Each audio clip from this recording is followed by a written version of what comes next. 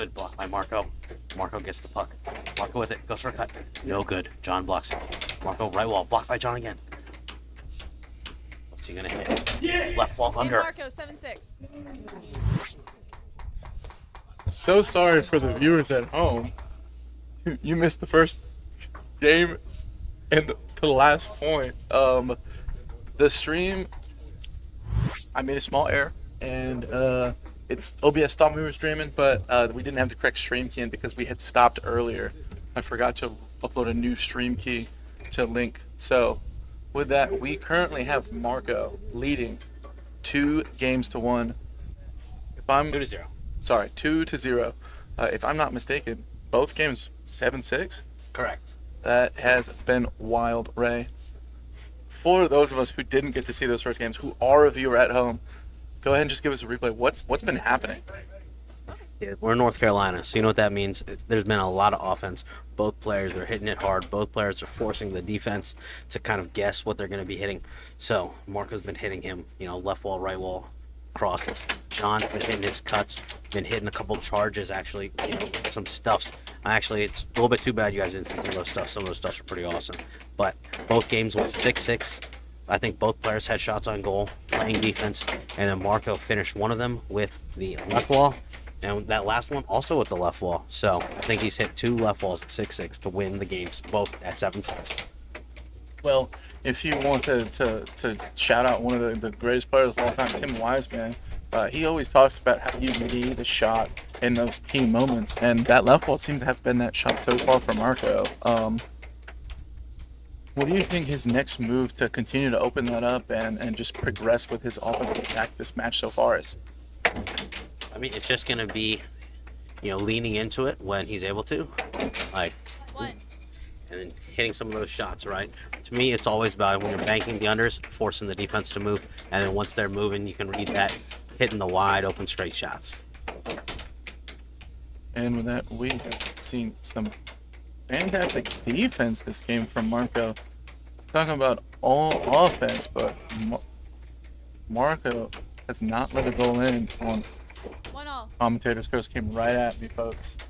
I'm going to go ahead and pull up the chat. That way we can go ahead and see it. Ooh, flying puck right at us. Go ahead. All right, fucking. Yeah, we're tied at 1 point apiece. A little bit like Marco even reaching for that, caused John to accidentally pop it back over to him. But here we have Marco. Ooh, hits him with the 1-2. cut. John with the straight of his own. Ooh, all right, puck's over here again. Tim got it. Take that! Oh, sorry. That's something I say in my personal life. Ready. Fucking.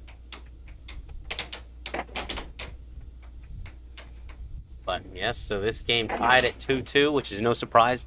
Both games have gone. Wow, that puck looked like it went all the way vertical and still popped itself back up.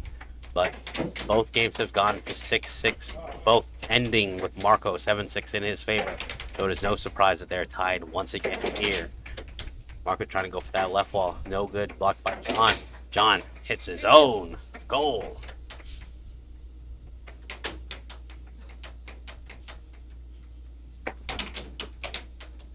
Ooh, John tries to get that transition, holds it, but Marco was there. Tied 3-3. I don't believe it, but have we even seen greater than a 2-point at any point this match? 3-4. Dude, I have no idea. I think they've really just been back and forth. But you know what, actually? Since you guys didn't see the first 2 games, no. They have never been more than 1 point difference. It has always been offense answered by more offense.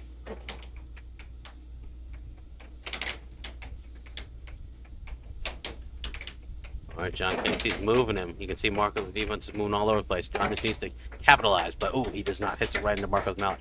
Marco now has the puck. Goes for that left wall under, but John seems to be keying in on it as he blocked it. Fucking.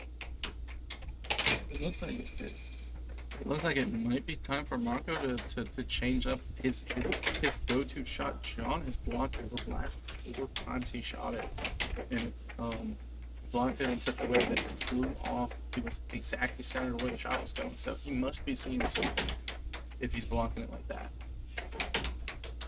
Yeah, it looks like he sees that John has been moved over a little bit. And he's trying to hit that cross, but he's just missing it. He goes back to that cut, which had been working for him, but it looks like John's sitting. John, you know, a little bit of a veteran, been playing for a couple of years. He's able to read those, and he understands, you know, this is what has been working on me. Let me take it away. Let me force him to do something else.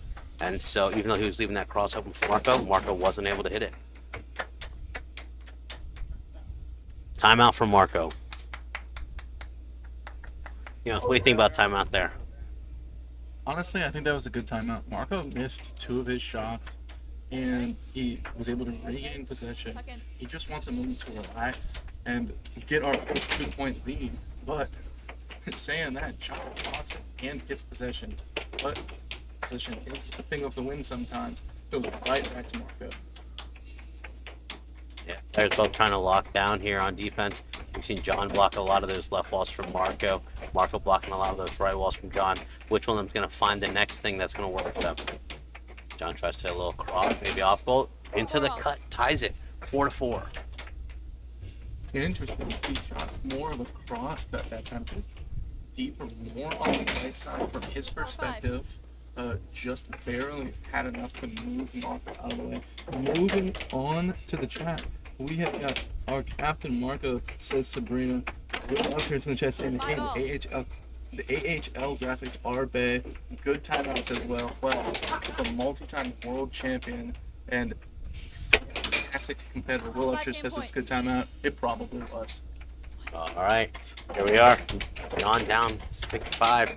Oh, knocks it off the puck. This should be Marco's puck. Ready. Can Marco put it away, or are we going to see a third game at 6-6? Game Marco, 7-5. There's the cut. 7-5, Marco. And look at this replay here. Sets it up, holds. John just wiggles barely. If he's looking at his defense and he's trying to think back at the moment, maybe he doesn't think he moved at all. It was the tiniest wiggle and just barely opened up that shooting lane for Marco for him to take that game. Currently up 3-0. We would need to see the reverse sweep to see John win this. And look at him focused on the table, getting ready. Yeah, and John Casey actually came into this event as a higher seed, a higher rank than Marco. So he's able to come in. We know that we can see his top gameplay. And as a matter of fact, we've even seen that every single game that they've played, he's gotten to 5 or 6 points. So it's all about locking down a little bit on defense and putting it in Marco's goal. And I know he's got the ability to do it. It's a potential set game.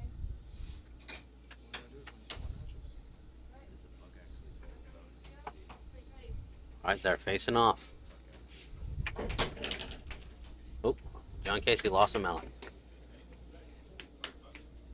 All right, Marco starts the game with puck 2 cut off goals. Looks like he's a little bit, you know, not necessarily feeling as comfortable on the table. So, but there he is.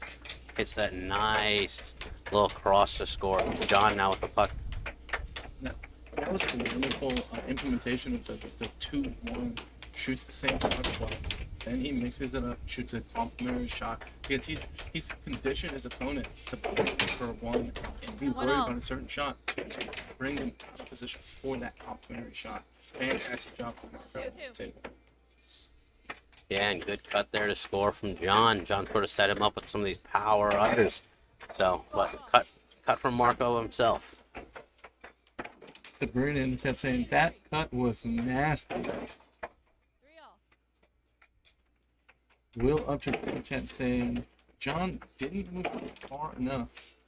And Paul in the chat saying Marco looking to become the first ever unified face-off showdown champion today.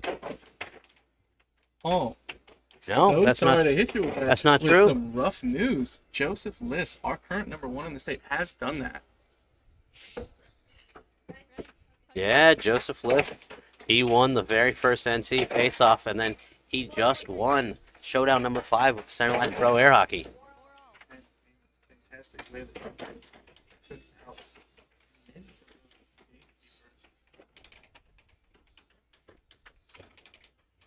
he took out many of those gatekeepers in that event, and he took down the other two strongest competitors, being Austin Fernandez and Carlos Hernandez. So, ooh. What do you think of that nice timing delay? Just mixing it up from Marco there.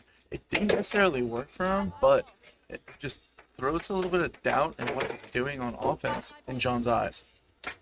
Yeah, and here we have John up 6-5, but I do like that. I think he was kind of baiting him out to charge because he said, look, the puck is on the line. I know you can reach it, but John did not bite. He stayed on defense. He blocked, he took the puck, and now he's got a timeout. Beautiful timeout from John now. In the chat, we have got plenty of people. Paul in the chat saying, uh-oh, I meant second. Paul, we would love to see you come out to this event. Bring your corgi with you, cornbread. And with that, we've got match point versus game point. Show me.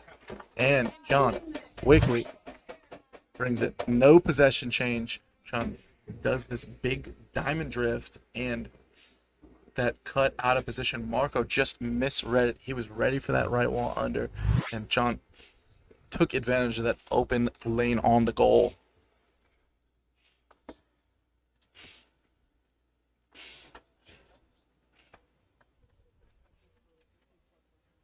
And with that, another 6-6 game. This time it doesn't go Marco's way. Do you think this might turn the tides for this match, or do you think Marco's going to just make another adjustment and just take his opponent down? Well, I think it's incredibly good for John. I mean, obviously, if he lost, that would have been the end. But John is a very, strong, emotional player. And so when he is on fire, when he gets in the zone, he's able to hit incredibly accurate, incredibly fast shots. And so I know Marco's a competitor. This isn't going to affect him. He's going to be able to stay at the top of his level. But I think winning that's really going to help elevate John, and it's going to make it more difficult for Marco to get in there. And so we'll see how this goes. So you're saying John is going to elevate the game. Marco can just play at his best. He's going to have to elevate his as well to match the change in John's energy because he won that tight game pretty definitively. No possession change on that last point. Yeah, and you can see that with how much Marco flinched to try to block that under, that means he's really thinking about it, and he's nervous, and he's scared of John's under, and that's exactly what we like to see when we're on offense. Try to make the defense scared of a shot. That way it really opens the gate and lets you hit that straight. Well, only time is going to tell what this looks like. We've got our ref cleaning the table real quick. It is hot in here. We have not the largest venues, and we've got the lights. We've got plenty of audience members. The players are sweating it out, dripping all on the table. So getting it nice and clean is a fantastic decision by our current ref Cat in this event. Yeah, here we go. I mean, it only takes, the battle in the race is 4 games. And so Marco only with 3 does not win. John is going to force him to win this next game if he wants to get to 4. What did you think of that push out on defense after that puck going on? Yeah, it's really good. These guys are so tall. Their arms are so long. They're able to reach all the way. And so when you're able to do that, you can grab that puck. And instead, I'm a little bit shorter. I need to try to just disrupt it and hope that it gets back to me. But their ability to get out there and grab it, reset, really nice on defense.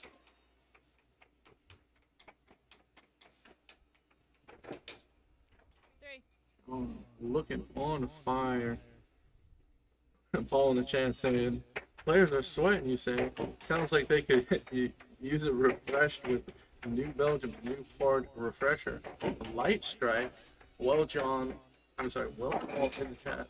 Why don't you go ahead and tell us what are some of the flavors that Light Strike has got for us commentators and for everyone else in the chat? share us the good news. You know, this was a really, really good show from Marco. John was able to score 3 times in a row, really quick, really fast, sort of what we talked about when he got his energy up. But Marco went ahead and he's continued to do it. He's hitting this cross-off goal just to slow John down, to keep the pace, and then, you know, banking around him after he gets him kind of lulled into that offense. And with that, he's been able to climb back 2 points. He was down 0-3, now only 2-3.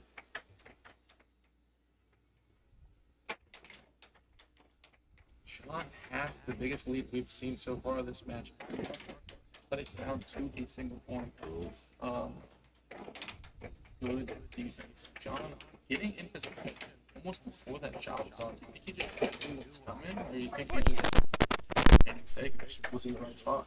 Well, right before that, he had left it wide open and Marco had missed. But, you know, for him to be able to readjust 5-3. has been really good. I think, you know, John's really taken to it with that cut right wall combo. It was a fantastic combo. I played with John on Tuesday. As part of the deal, I mean, the players voted whether they wanted to have a random seating for viewing pleasure to be able to maybe not know who you're playing until the event started. John was the only one that was maybe against it, and we made an agreement.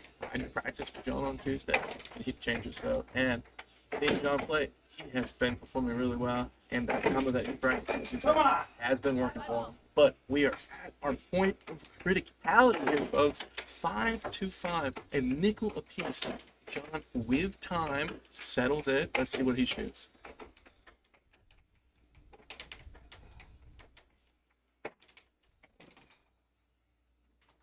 Marco with a big transition, gets possession, shoots it, and is on target. John moving back barely. Equally fantastic grab from Marco.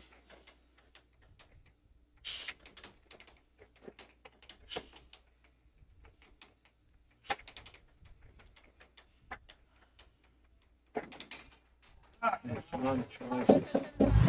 Ends the match right here. We get to see this last shot, last time from Marco. Boom, pushes right wall over. John just missed Brad with that charge. Yeah, congratulations to Marco. He advances through our winner's bracket. Is that all the way through to the winner bracket finals? Yes, it is, Brad. That is. He will be playing against the winner of, is this Matt Casey versus Kurt? Yes, it is. All right. So the winner of this will then get Marco. Will play Curran.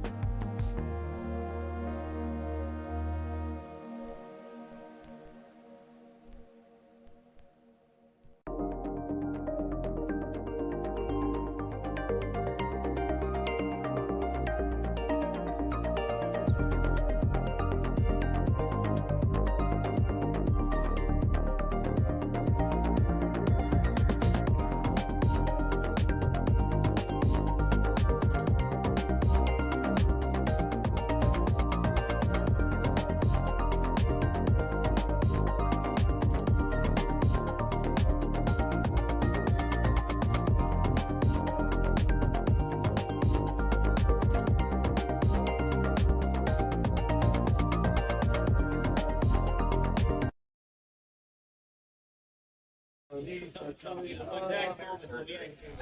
fan as possible. We are. Yep. Thank you.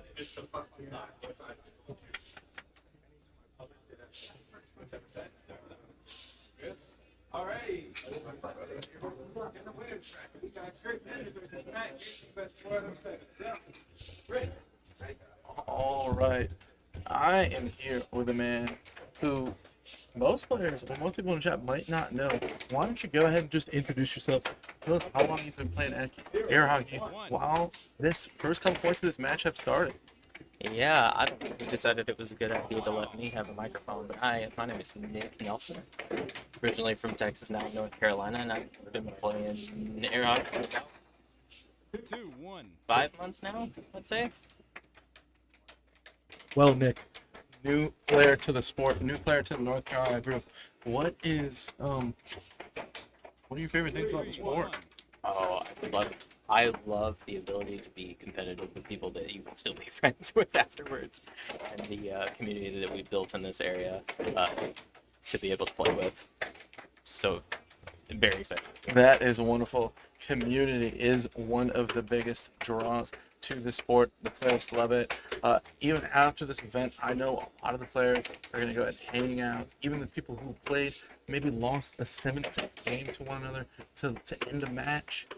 We're going to all go out and have some drinks and just have that camaraderie that we do in North Carolina.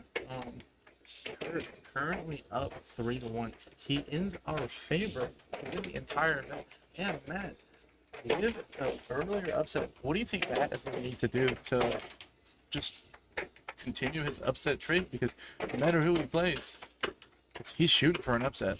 I think here Matt's going to have to really stay focused to beat Kurt. Kurt is a really solid and really focused and consistent game. For Matt to be able to pull out a win, he just needs to keep his focus and make sure that he is hitting his shots.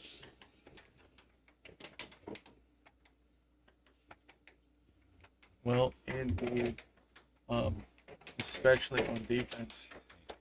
Matt doing a good job on defense in that possession, captures it, and takes advantage of the possession change. Kurt battling right back at him. 5-2, 5-3 now. Kurt's lead.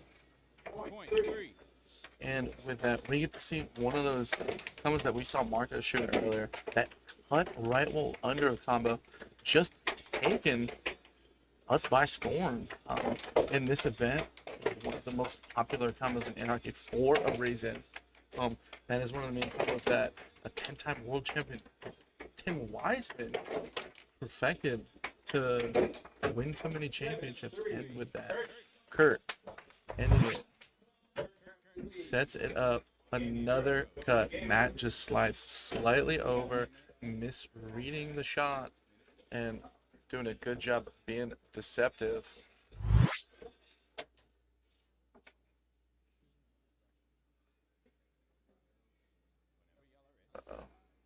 One. Sorry about that, folks. It seems like the function seems to be giving us a little bit of an issue right now. Currently, the score is 1-1. Blocked off. To my left. Kurt getting the score off the face off, and then Matt coming back to the score to tie it up. 2-1. Matt gets a slow roll into the goal, up 2-1.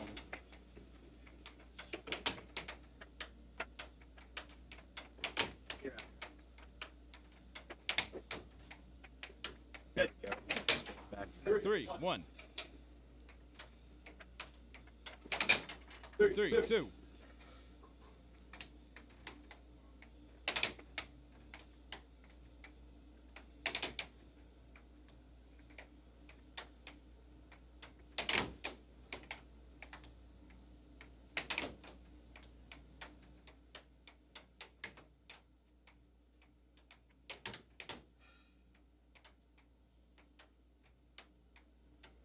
Over. Ready. Lock in.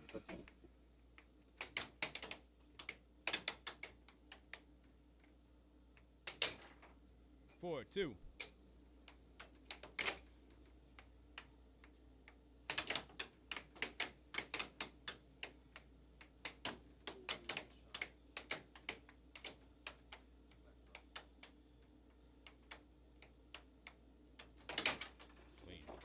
4-3.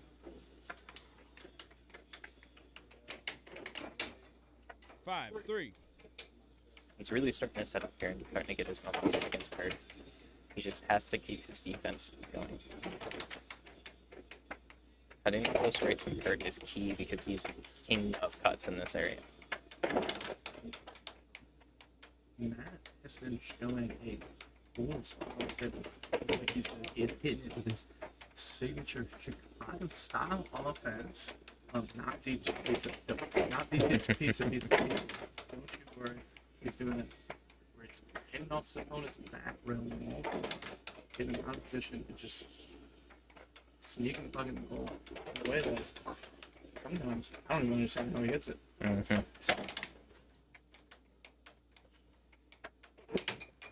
The puck is off the table. It has had a hard time staying on this table today. Ready. And just like we've seen multiple times in the hour, principally notably, fantastic save. You should always go for the puck. If you're able to get that one extra possession, it could make a little bit difference for the first if you're trying to go for that. Matt mixing it up though, hitting a transition cut with the forehand. Beautiful way to get us to 6-4 in his way. 0.5.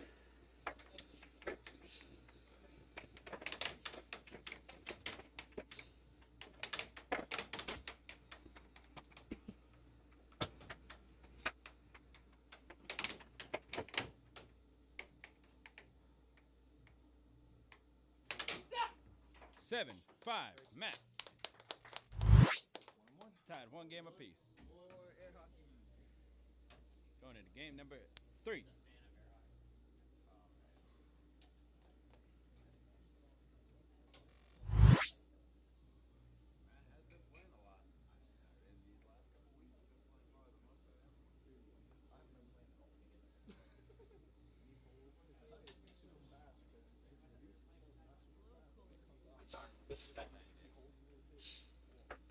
And with that, folks, we are going to be moving on to game number 3. We currently are 1 game apiece. We are about to face off Marco Ref in that beautiful floral shirt starting us. And these players have been at a battle. Kurt taking the first possession. Let's see if he's able to convert that into first blood this game. Yeah, Cutter's doing a really good job of slowing Matt's play style, taking possession of the pucks, and not defense, trying to keep him from getting much 1-0. momentum from that transition play style he's playing. Controlling the pace in this area. That's letting him get his shots in. 2-1. Beautiful cut from Matt there. Tries to return it, but not able to get it on goal. Matt is doing a great job of holding that forward defense and cutting off all of the streaks that he can get from that.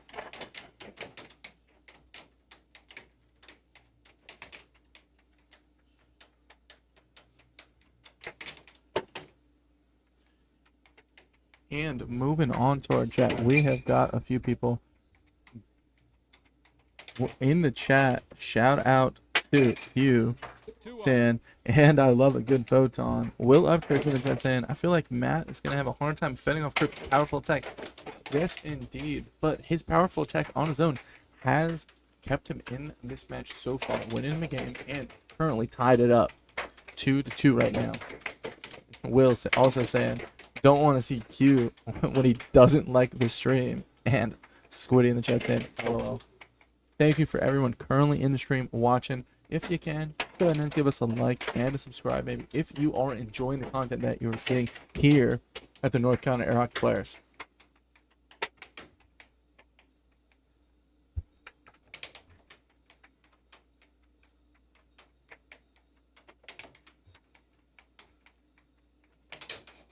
Three, two.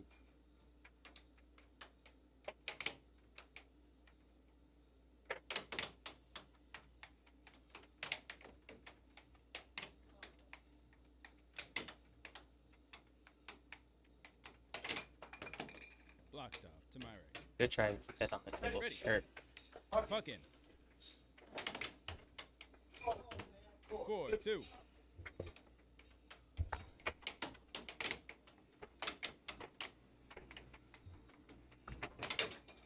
5-2. Kurt is really favoring a lot of those straight shots, and as soon as it seems like Matt has that locked down, he's putting in a couple of balls to kind of even track the game. Yeah, that over as well from Kurt has scored a few of his last couple points from Matt. So the fact that he's worried about multiple shots running from different angles is just difficult. That is why Kurt is our one seed going into this event. He is our highest rated player, highest ranked player, but Matt, of course, showing up, no give in his fight, bringing it even closer to tie. Currently 5-6 away.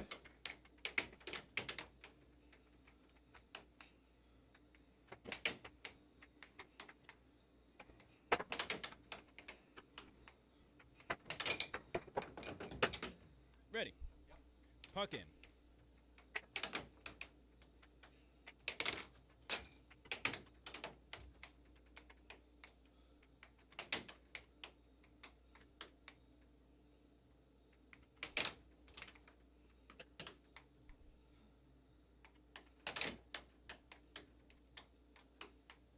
Seeing a little bit of a stalemate here on offense and defense from the players. And as soon as I say something, Kurt was another one of those right wall overs, mixing it up on Matt's defense.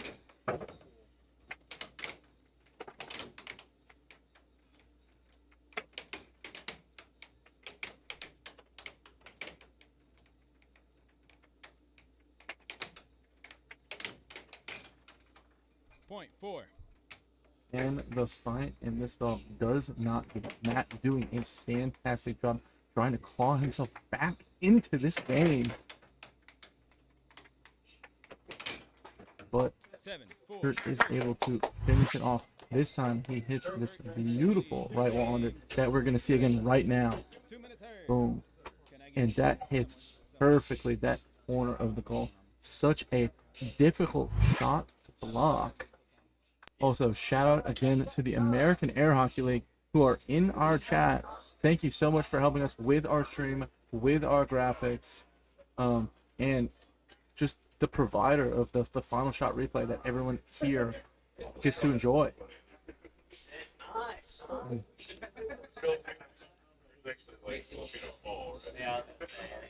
Got to see the lovely West there on the screen.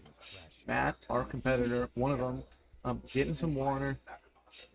Kurt also has a beverage in his hand. Both these players want to stay hydrated. It is a sauna in here right now, folks. If you were playing in this event and you were playing Kurt right now, what's your game plan? What would you try to do to either throw him off his rhythm or just play the game? Now, I've played Kurt a couple of times now. I've never beaten him before, but the most success that I find against Kurt is to keep him moving on his defense. He likes to hold steady, likes to hold in the middle, and so my best chances against him are to keep hitting right wall unders, left wall overs, and keep him moving back and forth on defense until I can sneak something in. You gotta get him in a position where he doesn't know what side of the table you're attacking, but he has to move one way or the other. And we are moving on to game number 4. Our players coming up to the face-off. Wow. And this face-off goes towards Matt. And he does convert it this time into a first blood. Good hold on Matt's defense there. Even if that shot was on target, he was in the perfect spot to block it. However, against his own attack, he does make a fatal error. Tying it up 1 apiece. His weaknesses for the transition style that he plays is that when you shoot the puck, you typically want to come back to guard your goal against shots from the opponent or shots from yourself. But with the transition play style, he needs to stay forward and on the table and leave his goal wide open. So you gotta hit it perfectly to make sure he doesn't have the puck going towards him. Otherwise, he is giving up a point. Big double-edged sword, but we have seen him do some major success, especially on his victory over Cam.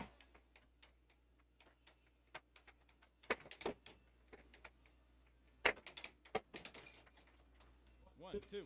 Good defense. Big transition though from Curran, bringing us up to 1-2. Oh. Almost another fatal error. Matt got it. Just locked it. Curran just pounding it in on transition right now. Hitting Matt with the type of offense that he is most accustomed to. So, just a fantastic show of play from our current number 9 seed. But is he going to win? 2-4.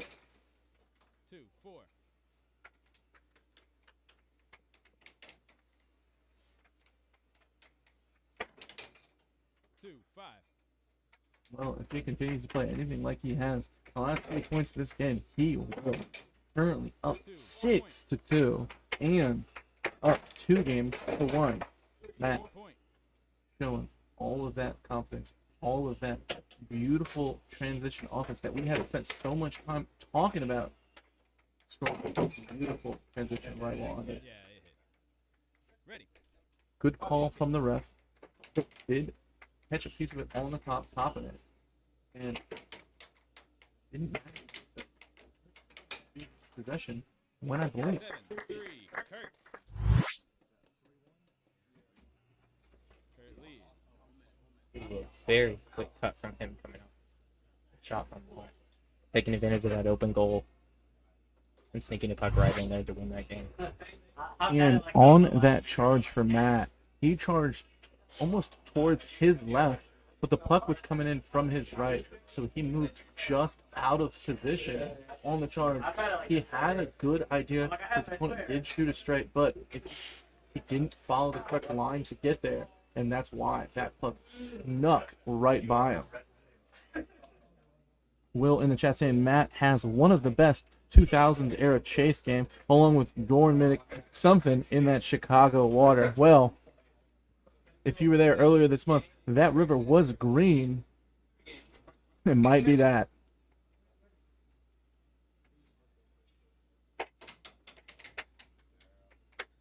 Right, this is a potential set game for Kurt, but this does not mean that Matt is out of it yet. He still has the potential to bring this back. He's been showing a lot of fight in a lot of these games.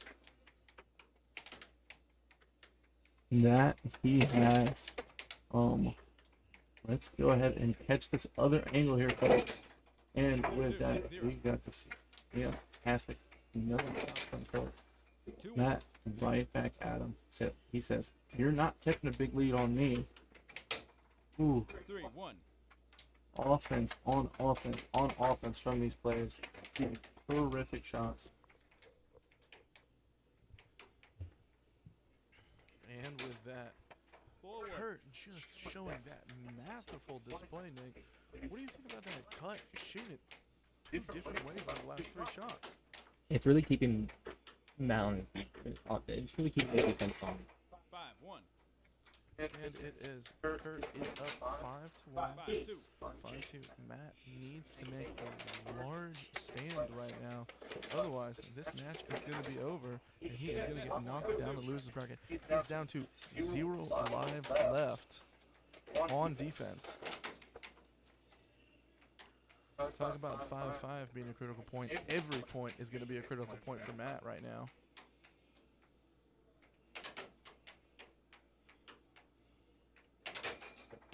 And that critical point does happen. Look at this final shot replay here, folks. Deep right wall under from Kurt. Strong hand position. Hits it with the back of his mallet.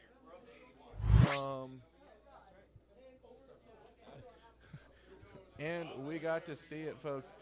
We are currently up to 81 degrees here in the studio, in the booth, in our event space. You can feel Nick, it. how does it feel here? It is, that sucks that it was starting to get warmer in North Carolina. That it was starting to be, it's short season now. You start getting to be able to go out and spend more time outside. But man, being in this small room, with how many people are in here watching air hockey. It is hot. With the number of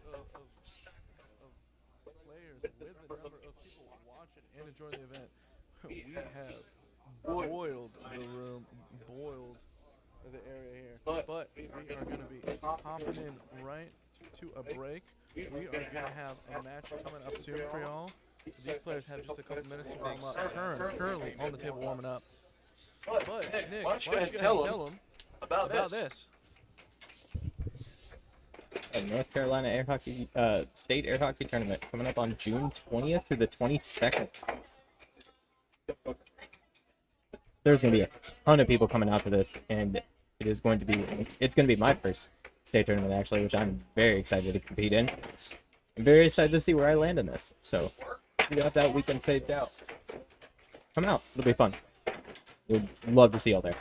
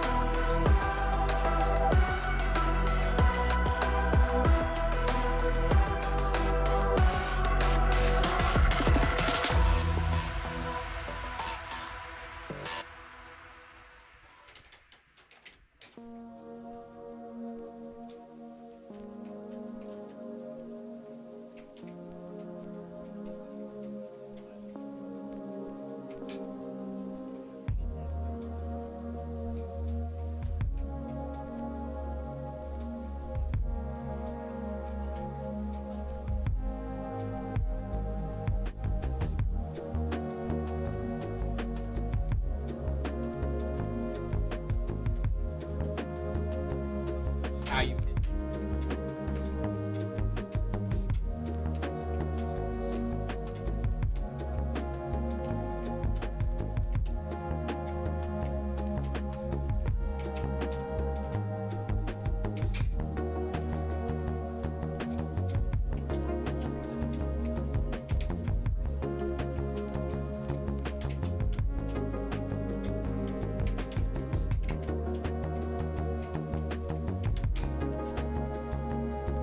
North Carolina, what is up?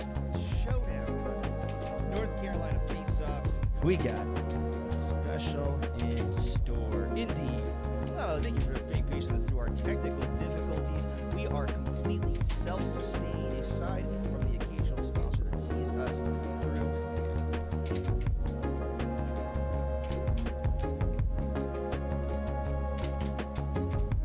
North Carolina Air Hockey.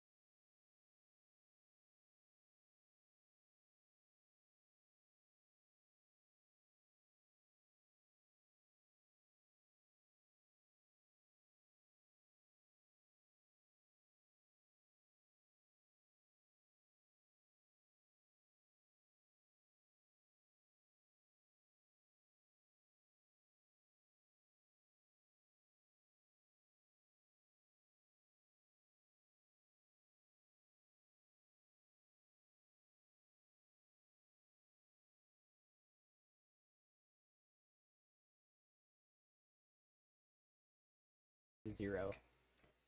Really making things difficult for Cam. Impossible, but very difficult.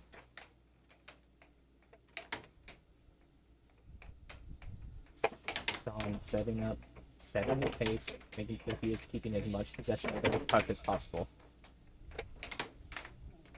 Cam trying to move out, but honestly, I was thinking aiming over right there. Ooh, very clean, straight shot, taking advantage of the open goal from Cam. Charge off. Cam's puck. John, you ready? Play. Which has been muted this entire time. Unfortunately, our sweet voices have been a pride of our listeners' ears. But don't worry, we got plenty left in the tank. We got John Casey versus Cameron Moore. We're looking at a 5-4 situation. John Casey leading 2 games, 0. Cam, as he was saying, needs to try to do something, change up something to stop the bleeding. Nick, I'm sorry. Like I said, our audience has been heading off. We appreciate all your patience. And we are completely player-funded, player-run. What you see is what you get. We're all working together to get our air hockey to the masses. We're not a cult. We are a group of like-minded individuals who love air hockey just as much as you do. Great block by Cam there. Get that back. Set. Ooh, Excellent. Yeah, get that defense by timeout. John.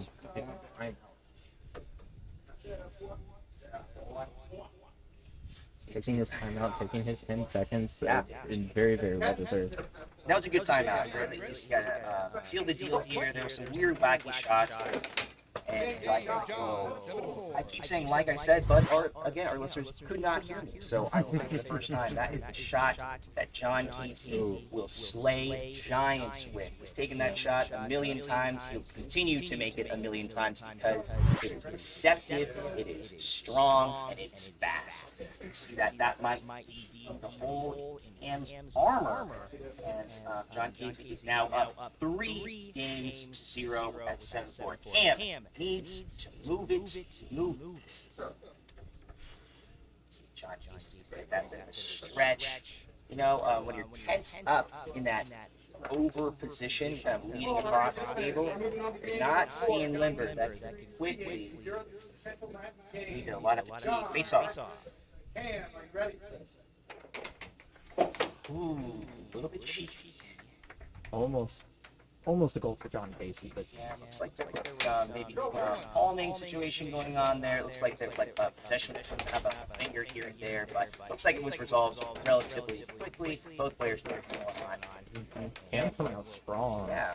with a straight, really trying to set the mood for this game. So the first point doesn't matter. The last one does. And it's unfortunately, when you reach this level of play in air hockey, I'll let you know, both players will score 7 points. You just have to do it first. Because Cam and Casey have this methodical, tricky, that over. Just as I'm describing it, they have this ability to find the lanes, but they have to be the one to find it faster than their opponent. Defense, offense, everything in between. Sorry if you're trying to find the tricks of air hockey, really be good. And the players are showing they have what it takes. Climb on North Carolina ranks. Great shot, John Casey. Take a lead. Like I said, first couple points, just figure each other out. This is game 4. You haven't figured your opponent out, you might be in trouble.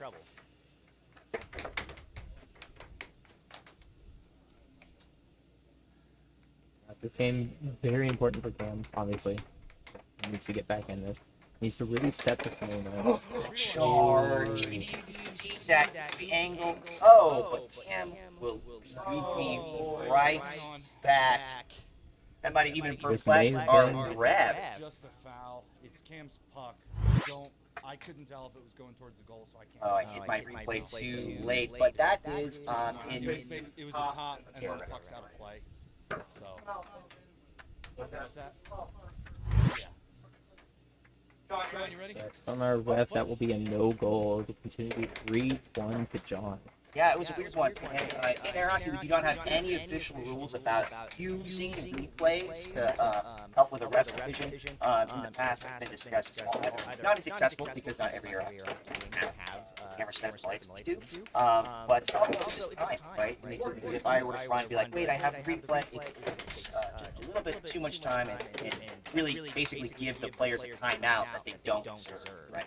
So in the future, you know, with the accessibility of cameras, technology, that might be seen in the future. But right now, it is up to the ref. They are judge, jury, and executioner. John Casey's going to try to seal this thing 4-2, 3 games to 0. Cam has tried, not necessarily failed, because he's gotten this far in the bracket so far. But John Casey's trying to do that brick wall, but a cross might just crack through it. Sneaks right by John Casey's defense.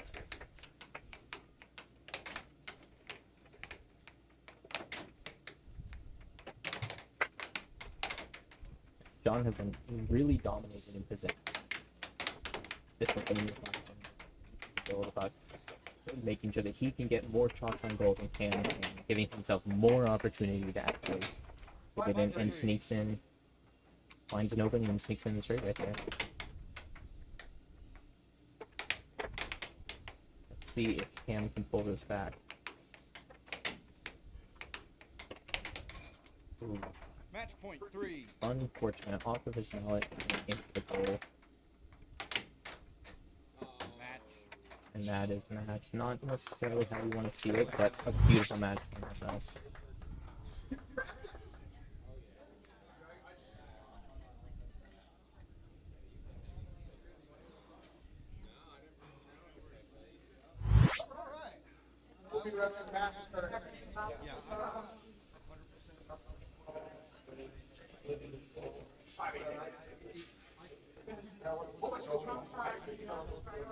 Alright folks, that is John winning over Cam 4-0.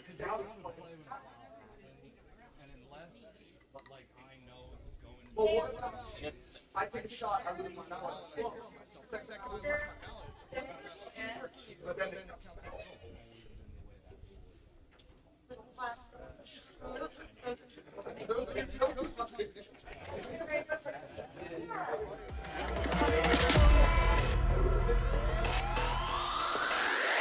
Joey!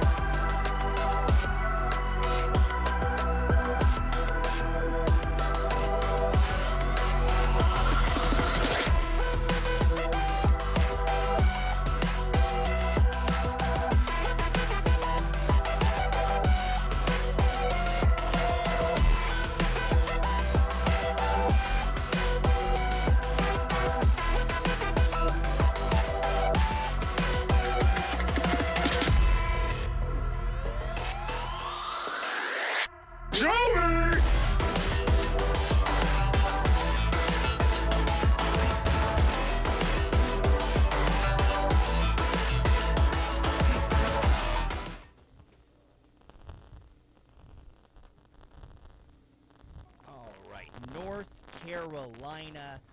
Face-off number 2 ranks 9 to 16. We are about to get into Curran versus Casey. Matt Casey, to be more specific, as we just saw John Casey take down Cam Moore, who is now going to be reffing this game. I am one of your many media team members, Timothy Spidey Young Jackson, just going to pop in just to say hi. Thank you for joining us. It's going to be a best squad of 7 set. The winner will go on to play John Casey. Loser will play me in the 13-14 spin-off. The winner will go on to face John Casey. I know Matt Casey wants that spot. His brother, ooh, a little bit of a fake slice there. I'm actually going to turn this microphone back over to our lovely commentators. We got Seth Garrett and Ray Nugent on the microphone. Let me pass this over and say hi to the boys. Hey, Seth. 1-0. How are you doing, Tim? I'm really excited. 1-1. This match, Ray. Who do you think will take this one? This is exciting. I think, I think Curran has a good shot here. He's got a little bit more time to rest than Matt. And, last time we saw him, 1-2. man, that is a powerful under from Casey. Well, I can tell you from experience, it is a lot of pollen outside. Curran must have laid down on his back just for a minute outside because you can see like a 2-all. group of pollen on his right shoulder there. I'm sure if someone turned around and looked at my back, you'd see the same thing. We are currently tied.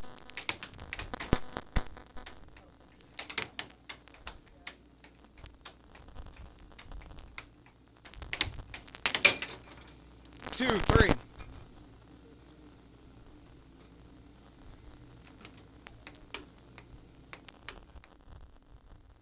Right.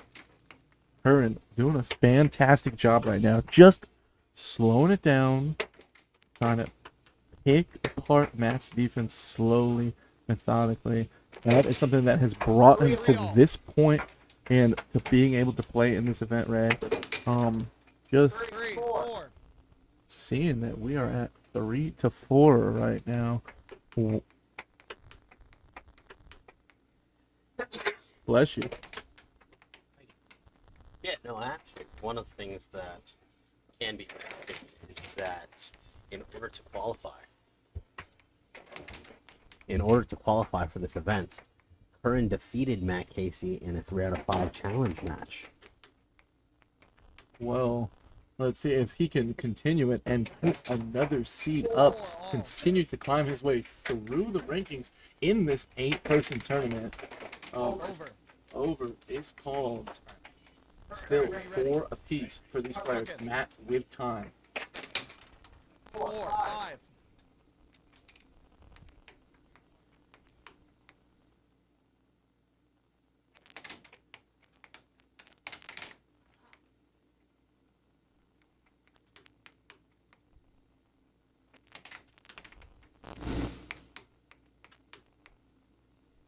See, 5-all. we are tied 5-5.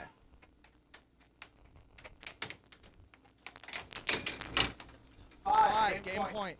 Definitely not win game.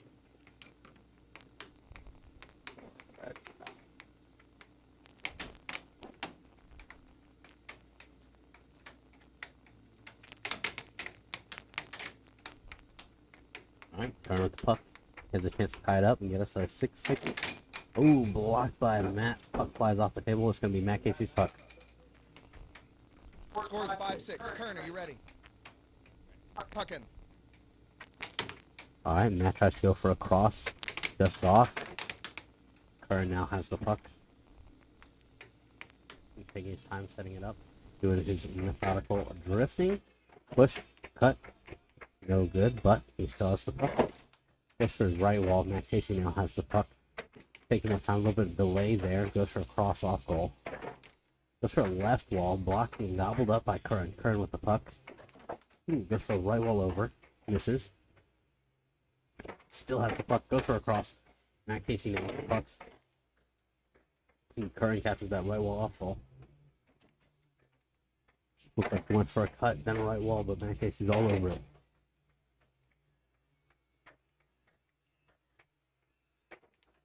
And one thing for sure is there have been multiple sets played by both of these players. It is warm in this room. It is a hot spring day in North Carolina, and the air conditioning is not on.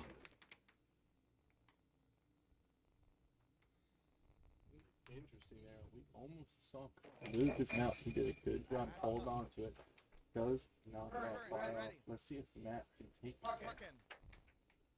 advantage of the position because Curran has a wall on defense. Both these players have.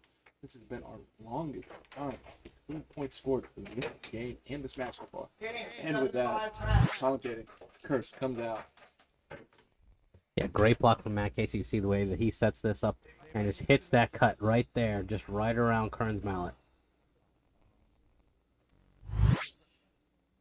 And scores.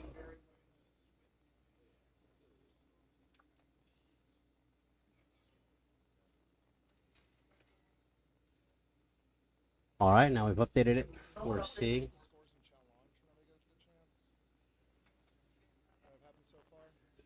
If not, I can guess after this match what they've been. They know the game counts.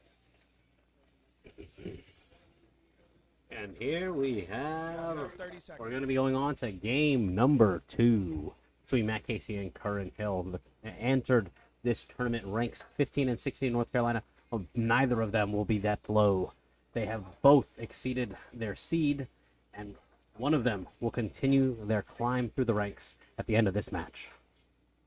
Well, by saying that, right, who do you think is going to be the one to do that? I mean, Curran showed a good, strong offense, good setup at the beginning of that first game. But then Matt kind of took it, ran away with it. He was able to just deal a little bit of a wall on defense, score some of those transition goals on Curran to take that highly contested first game. Yeah, you know, Matt Casey's looking really good. He's hitting it really hard, and I think just the pop off of his mallet has been the difference that game. 1-0. And we just want to take a moment here in the booth to shout out to all our sponsors, Super Rad, the North Carolina Arc players, American Air Hockey League. Thank you to all of those who helped support us, helped set up this venue for the North Carolina Air Hockey players. 1-1. And with that, moving back to the game, we are at 1 apiece. Matt has possession. What do you think about the way Curran is holding his mallet on defense, really pushing out as soon as he believes that puck might not be going towards his goal? Yeah, I mean, I haven't been paying as much attention as you have, but I think it's really good, right, to, you know, stand in front of your goal as best you can, and then once you know that it's not going to be a goal, to really try to go out and capture it or disrupt it, just to try to increase your possessions. Fantastic analysis from Ray, one of our highest ranking players here in North Carolina. Thank you so much for your insight and being here. Oh, yeah. I mean, let's not pretend like Seth Garrett's not one of the top ranked players in the world. You know, I think he's still top 20.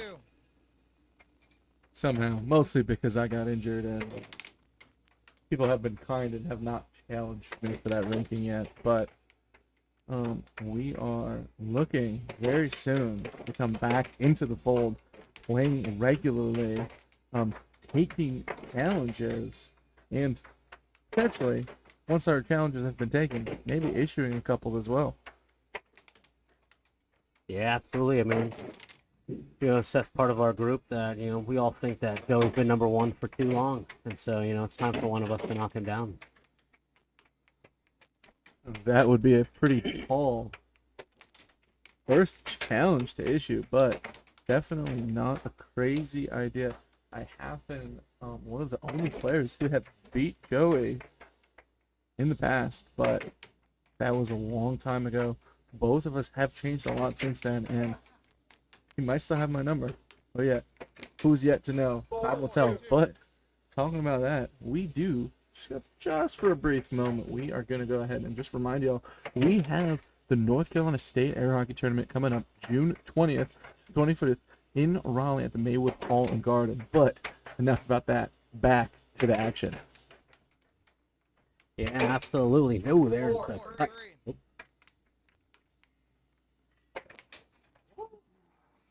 responsible cut from Matt Casey. You can see a little bit of frustration building there. Curran is taking his time, let himself recenter, goes back to his setup. And he took a step away from the table. He looked down. He wanted to just think about it, reset. In that moment when he's holding for that shot, I think maybe he should shoot a little bit more, higher percentage of those cuts, because Matt is all over the right wall. Maybe he's just coming at it because it's just not an even percentage of shots towards each side of the goal. Yeah, I mean, like I said, sort of Matt Casey is just hitting really good shots. Like that under there was just incredibly accurate. Just went right into that corner of the goal. But we'll see. 6-4 is not unsurmountable. Curran can get back if he can score here. Good timeout. Fantastic timeout from Curran. He needs to settle it. He needs to take advantage of this point and bring it to a 1-point game. I mean, he's shown to be able to make the right decision, and so it's just to be able to put that puck on goal as well. Well, we are about to find out. With plenty of time. 1 off goal. Let's see if he's just testing his bonus defense just a little bit. And Matt blocks a good, solid right wall over. Curran transitions it back. Oh, Matt blocks a solid and just loses it. Game point. And that is exactly what I was talking about. He just holds it, acts like he's going to shoot that bank, and he shakes that cut. Matt moves out of the way just enough because he's got him worried about his right wall under. Yeah, absolutely. And with the puck, he's got the chance here to cause a 6-6. So we're in North Carolina. Well, we always do love a show me. Show me indeed. Shout out to Nix, one of our producers, and provided y'all. So it's not a foul. Okay. Ray, what just happened? I am sorry, I missed it. So it looks like Curran tried to call a timeout as well as Matt Casey there, but Curran had already taken his timeout. And so it's just an automatic warning, just for the first time. But Matt still took his timeout, so he took those 10 seconds, and we're still at game point either way. Good all by the ref there, knowing that he took his timeout already, and we get to see this replay right here. Sets it up, dragging deep under. Curran just barely. As soon as Curran started drifting his mount to center for that straight shot, that is when Matt struck, bringing us to 2-0 for Matt. You are correct.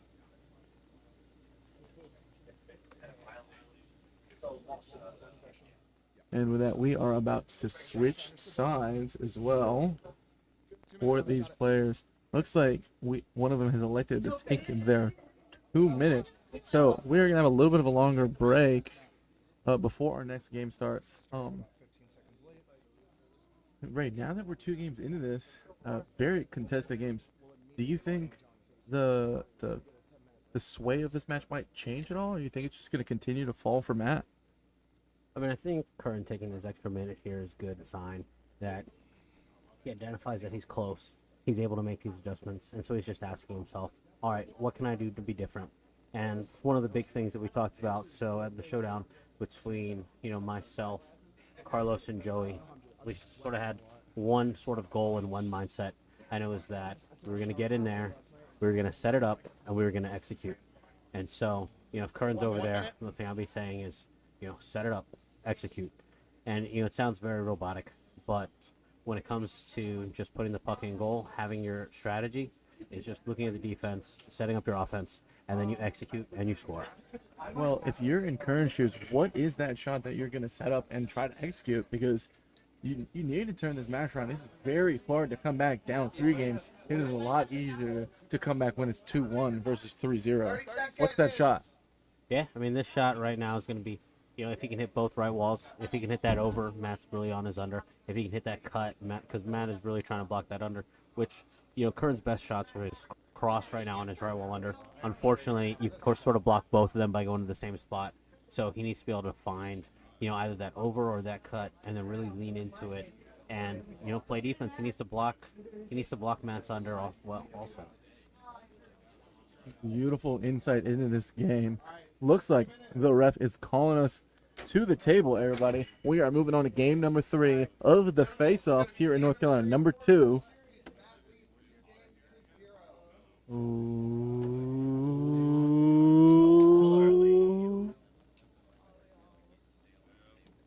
Look at them Cavs in North Carolina. Oh yeah, these players, they are doing good. Ooh. That's gonna be goaltending. Oh, goaltending. Curran doing a good Score is job. Gets to the 1-0. goal, takes advantage of the goaltending penalty from Matt.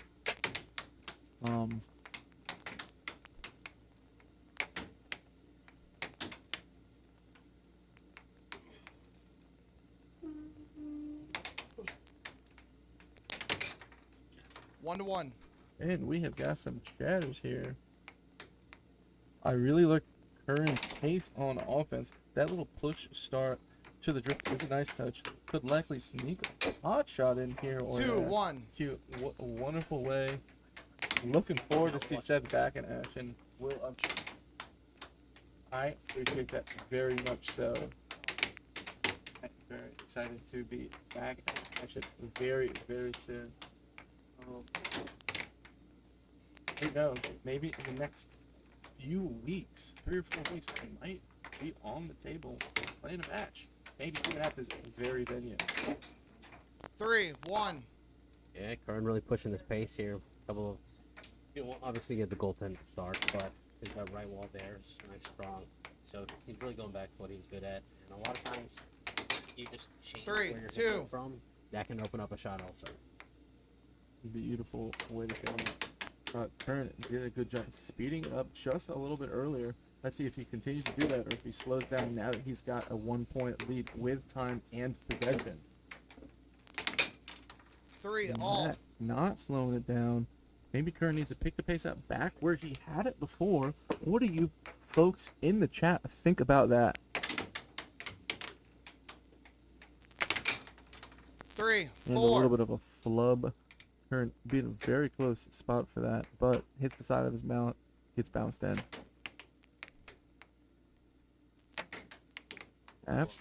After that, Curran's mood on the table seems to have taken a big shift. 4-all. And with that, the commentator Chris comes right to beat me, shooting a beautiful left wall under to tie it up 4-4. Yeah, I mean, if Curran can find that left wall and lean into it, that's really going to open up his cross. And we were talking about how he needed a shot for that left side. Now that I've seen him shoot it just like that. That is 100% the shot I'm going to recommend that he takes if he could hear me right now. But, of course, here in the booth, players probably can't hear us. Well, maybe he did, and he went for it. 4-5. Just Matt Casey has an incredibly accurate cut right there. And he's been doing that for years, and so it's really hard to have the balls really to get out and stand in front of that the way that he's hitting his right walls. And with that, I mean, when I've played Matt in the past, I have had to be very fearful of his cut. Another left wall for Curran. If Curran can really lean into that, I'm not sure if he's ready or anticipating. So. Curran brings us to the point of criticality. 5-5. Curran with the puck tried to go for a little bit of a cut, but Matt with the puck. One of these players is going to get to 6 points first. Which will it be? Curran has the puck. He's thinking about his shot, pushing up with the drift. Definitely good. He was dangerously close to his 7-second shot clock there. Game point 5. Holy. Timeout. Heard. All right, powerful right wall there. After playing around the left side of the table with the left walls, the straights, that right wall sort of opened up because it had Matt thinking about the left wall. And then also, some of his other shots have been more right of center. That one was left of center. And so just by taking that puck somewhere else, gives him that chance to score. Gives him a different look. Well, just like we said, neither of these players are out of any of the fight. We've got another show me. Yeah, and Matt Casey electing not to take his time out. Ooh, we have double. 7-6. Double bang. Curran brings us closer to a tie game. We are 2-1, folks. And you got to see just a little bit of that frustration. Matt trying to read that double bank, but such a hard shot to block. It's a stopwatch. You can let me know. We're going to be moving on to game number 4 very soon. Curran, maybe he's got a little bit of a momentum going, a little bit of a build up, especially after we heard Matt cry out after that shot went in. Yeah, absolutely. I mean, you want to win every single game that you can. And so really going down, this is what you were talking about beforehand. 1 to 2 is not that bad. 0 to 3, it's tough order. And Curran has come up to that order very well. 15 seconds, says our ref, before our next game starts. Do not go anywhere, folks. But as always, we have a very exciting event coming up. It is going to be the North Carolina Air Hockey State Tournament. It's coming up in June, the 20th through the 22nd, to the Maywood Hall and Garden in Raleigh. And with that, back to the action. So if you were one of those people at home thinking, oh, I could beat these players, I live close, I'm in North Carolina, well, come on out, show your skill on the table, and take on the best that North Carolina has to offer. Yeah, absolutely, and it's worthwhile noting that 0-1.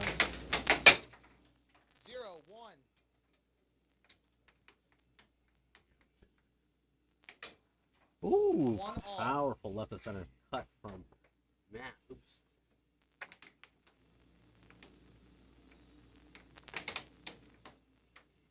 One all. So not a closed tournament. So if you are in the area or just love air hockey, come on down for a good weekend of competition. 2-all.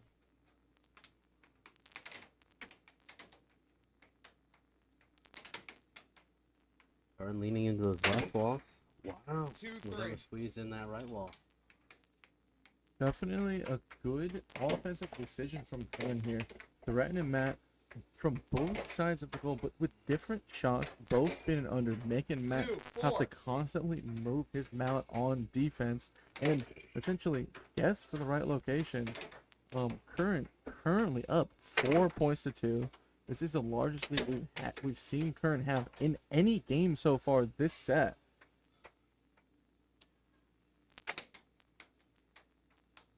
And with that, he does slow it down. He's got a couple point lead, doing good.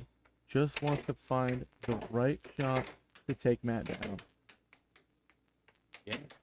Yeah, Curran's looking good. He's staying in front of his goal when the opponent's playing the Chase or a North Carolina, Matt KC. 3-4. Right. We don't have a lot of players that are able to play this style, but we say, always stay in front of your goal and be prepared for the moment. If the puck is not on your side of the table, it's about to be. 4, 5. Interesting defense from Curran on that last shot from Matt. He pushed forward and to the left, just misreading where the puck was going a little bit, left that goal open. He does get transition. Here's the puck. Both of these players seem to be looking a little bit tired. The fatigue of tonight's event has been wearing them down, but we are at game point to 4 for Curran. Him winning this game would be very large, bringing us tied up 2-2. He has got to score one more point to do that, though. Good timeout call from Curran with a lead. Yeah, I like to take time out a little early sometimes because, I don't want to get to 6-5. I don't want to get to 6-6. I want to think right now, what do I need to do to score? How can I win this game? And then I figure it out and I end it. Let's see what he has right here. And just like you said, he did figure out what he needed to shoot in that moment. We get to see this a second time, folks. And Matt pushed forward. That shot looked so far like a straight, but it just hitting towards the over, hit Matt's mouth, goes into the goal, which is exactly what Curran wants in that moment. And with that, we are currently tied 2 games apiece for these competitors, both currently above where they entered this event one of them are going to continue to lead, and the first one to win 2 out of the next 3 games is going to do that. Yeah, absolutely. It's an exciting air hockey. We were down 2-0, Matt, but now Curran has tied it up 2-2. The winner of this next game will force the following game to be a potential set game. And after we saw Curran's performance of that last game, my money's got to be that Curran might be winning this next game. What do you think about that, Ray? I mean, it feels good. I think ever since he took his 2 minutes, right, he was able to take his extra 2 minutes or extra minute after a game. He's come back. He's won 2 games in a row.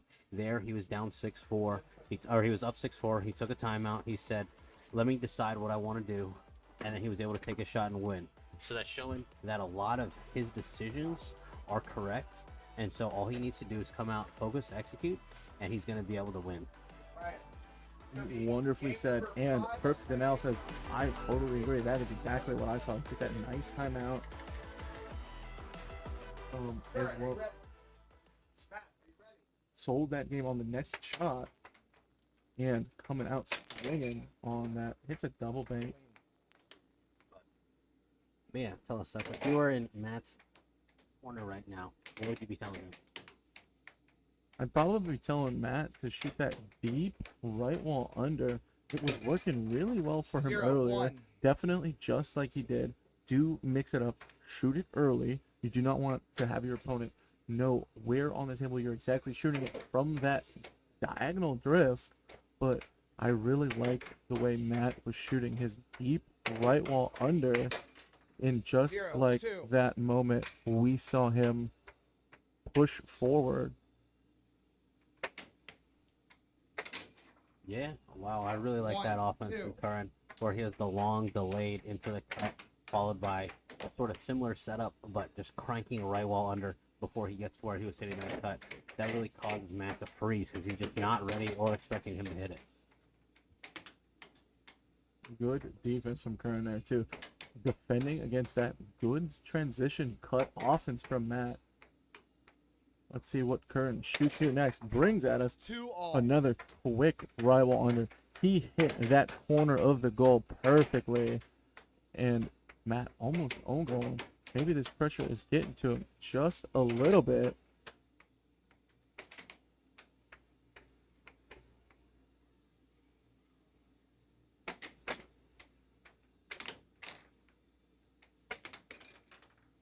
Two, three. Will in the chat saying Curran looks pretty relaxed. And Matt's gonna hit him like a locomotive. Well, let's see if you are right, Will. Curran's puck. Matt knocks it off the table. That puck's going to Curran. Good, wonderful call from our ref. Puck in. Yeah, Curran with the puck. He's got a chance here. And he tied up. He's done a really good job of sort of setting up Matt Casey to get used to these cuts. And so if he, a 1-2 from Curran. Off goal, straight into the cross. 3, 4. And we blink, and we've got 2 points happen just like that. We are now 3-4. Matt is currently still leading 1 point right now for game number 5. Curran does a good job recapturing that puck.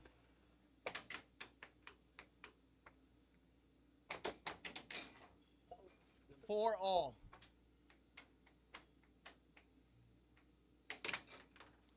4, 5. 4-5. Matt not giving that lead. He is going to die on that hill. But die yet he is not taking it up 5-4. Curran does bring us to the point of criticality. 5-5. Tied 5-5 and it's a couple of power. He had a little bit of delay. Both players are playing with delay, which is interesting because a lot of them sometimes can be really fast. You know, you've seen Curran hit the 1-2, but wow, that left wall is so good. Timeout called from Curran after he goes up game point to 5. That was such a good shot.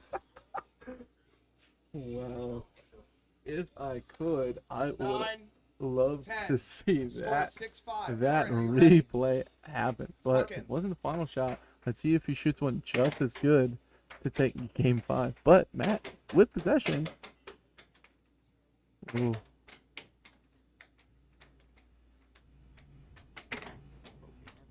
Casey trying to tie it up. Curran has the puck, has a chance to close it here. Wow, that almost bounced in.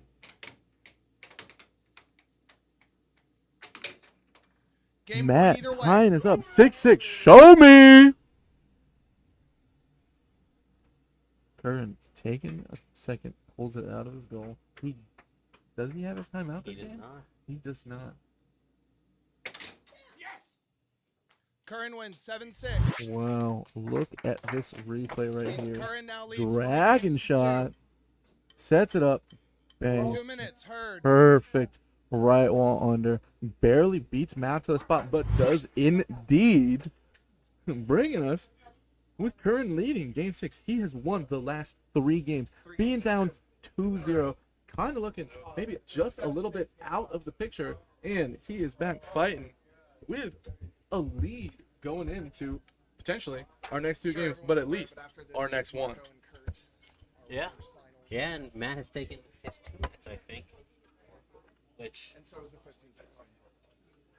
So it's going to go after this. It's well, winners who finals, knows? 15-16. Also, we do want to remind you, since we're going to be taking this extra time, that if you're in the area, in North Carolina, or if you just love air hockey, there is going to be the North Carolina Air Hockey State Tournament this year, June 20th through the 22nd at Maywood Holland Garden in Raleigh, North Carolina. That way, the only person that's getting punished is the person that's been in the loser bracket the longest. And All the lights early. sorry, Matt.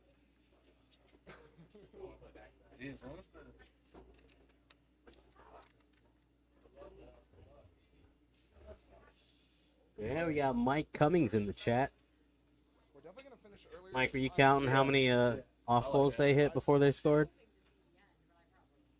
You know, beautiful intentional off goals that set up goals. You know what I'm talking about? Someone said that with a little bit of history in his voice. Ray, want to elaborate on that just a little bit? Oh, I just think that Mike Cummings is, you know, a master in air hockey, and he does a really good job of setting up goals by hitting off goals. I wouldn't call them misses at all. Right, he is. If he's got the rank, if he defends it successfully regularly, definitely something that he does on purpose. Great analysis, Ray.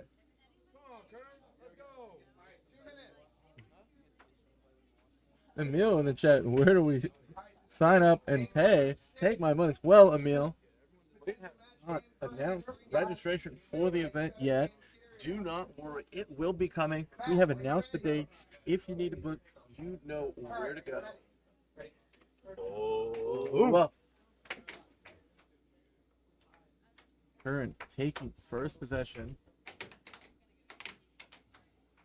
Does a good job resettling it after a couple slightly missed things.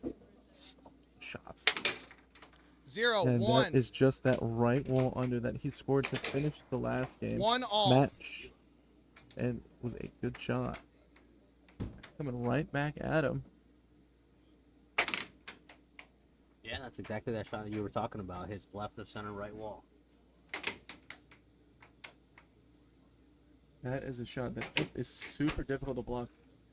Ooh-wee. That snag from Curran. Barely capturing it on the wall. Let's see if he can capitalize on that tough earned possession.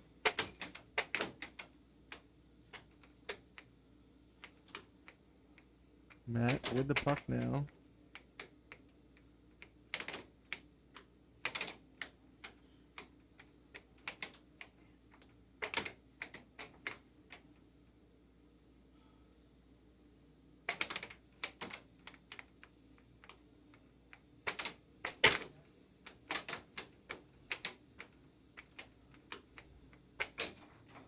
Two-one. Early crosscut from Matt, bringing him that lead. He does not want this match to be over. He wants to continue to fight, and with beautiful shots like that, he is doing a fantastic job of that goal.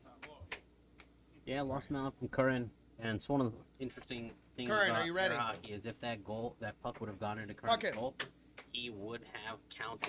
So that's why he puts his arm down. 3-1. To block the goal.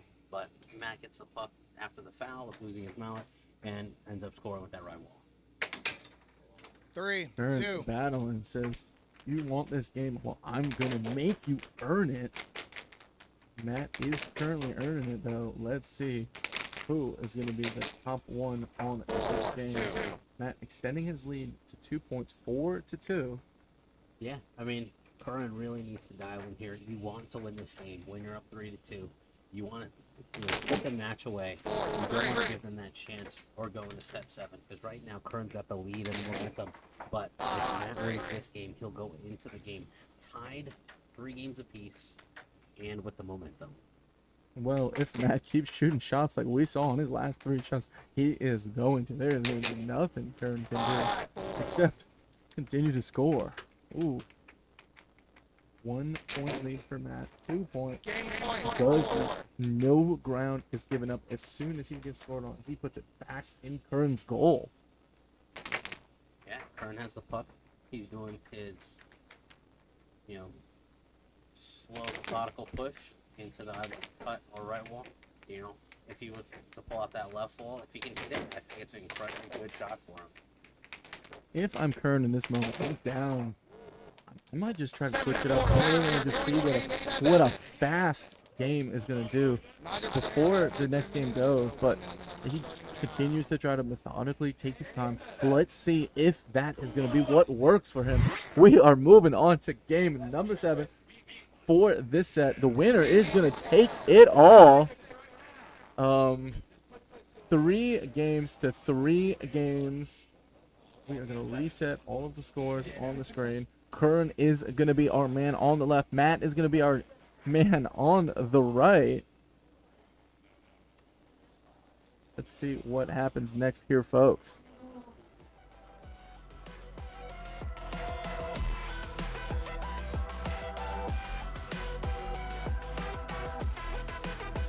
This is whenever we got game either way down in Texas at the Showdown. Vince Saucedo was my ref. It happened twice. He said, "This is where we separate the boys from the men." And with that, we are separating at least these 2 players tonight or in this afternoon, folks. But again, if you like what is going on in tonight's event, if you are enjoying it, please give us a like and a sub. We appreciate all the support we can get here from the North Carolina air hockey players. Matt calling it into effect. We are about to start this game, folks.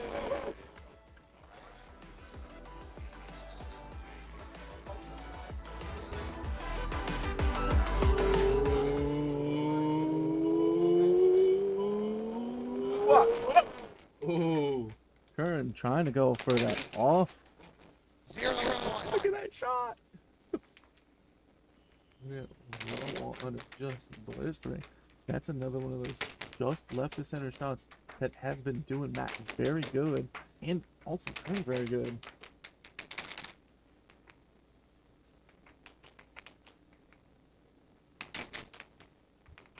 Yeah, I wonder if Curran had seen any of Ramiro's gameplay.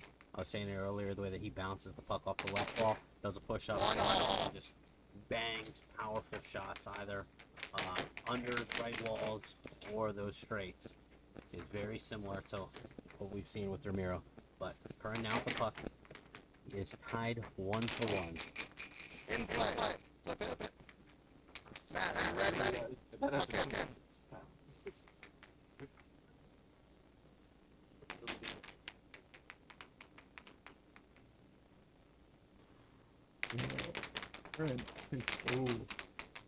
Good push forward to prevent that puck from going towards his goal, and he captured it. Methodically setting it up like he has this time. Diamond Drift scores on his opponent, bringing him a 1-goal lead. Yeah, it's really good. Right, sort of what you were saying, that he felt like Matt might be picking up on his little methodical stuff. And so by changing it up, giving Matt a different look that he has to be prepared for, and it's changing the timing and position where Curran's hitting it. And so maybe he's just freezing on those. He's not seeing them as right walls. And Curran seems to have picked up his pace just a little bit, hitting more of these 1-2s. We saw a beautiful one earlier this match He's currently up 3 points to 1 here, folks. Will in the chat saying he's moving Matt out of the way, missing the open goal though. 4-1. Matt takes his time out. He needs this moment to figure out what he needs to do to get himself, crawl himself back into this match. Yeah, I mean, it's really good right there to stop that bleeding. Matt was up 1-0, so he got scored on 4 times in a row. And so he needs to figure out, okay, well, Curran changed something. What do I need to change now to make the difference and get back in it? Well, that thing that I think Curran changed the most was his speed. He was setting up methodically all match, but this speed difference is just messed with Matt's timing on what he thinks Curran is doing.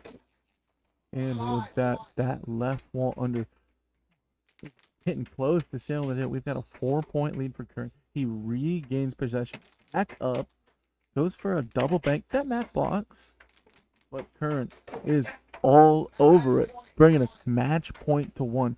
Hard fought every game, and then the last game he seems to have just figured it out for his opponent. Yeah, here comes Matt with the puck. He's not giving up, but Curran, you can see that he is in the flow zone right now. He wants that puck. He wants to score once he gets it. And there it is. And we get to see that final replay right here, folks.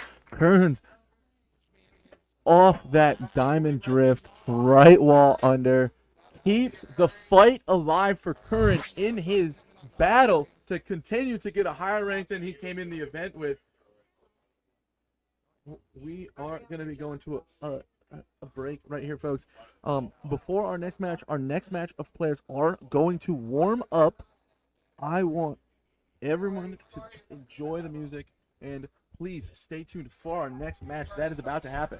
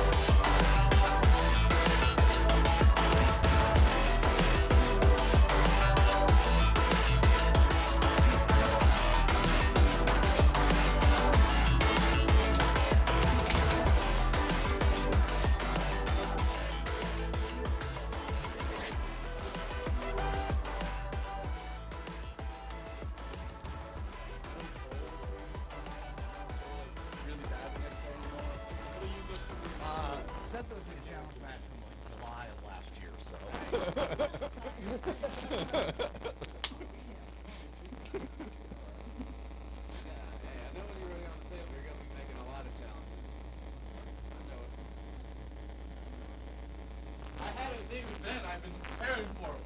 That maybe has started me actually doing some of my own. And actually, at least for now, no one can take priority.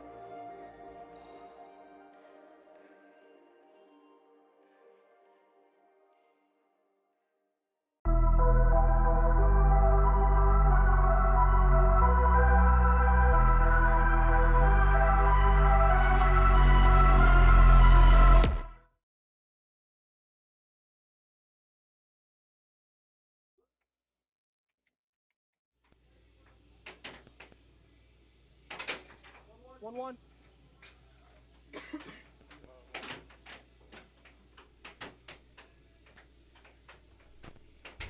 All right, everyone, we are moving on to our next match. Curran won the last one. He is going to be our unfortunate victim of we get to 4 people in the event, and we've only got 2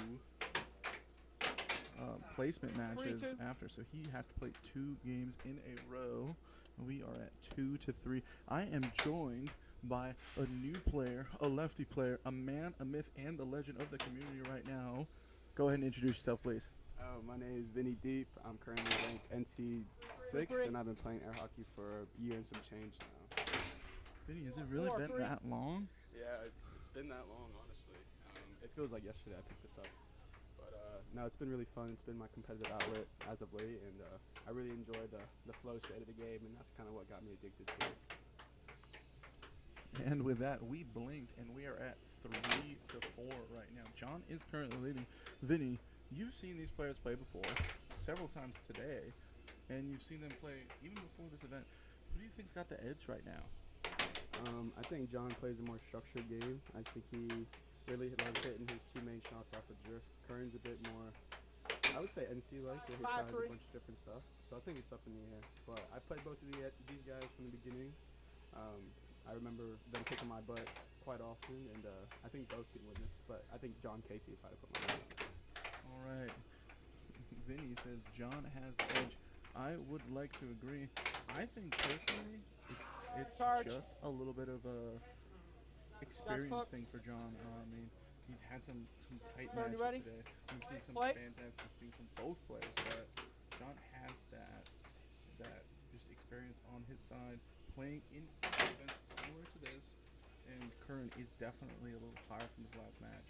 But if he does what he did Game 7 against Matt, he's going to knock both of the Casey brothers out of this event. That would be cool. Game point 3. Not gonna lie. No, when John gets his cut going, it's a dangerous man on there. Everything I feel like is based off that cut. John's cut is nasty. Ooh, Curran gets a cut right back.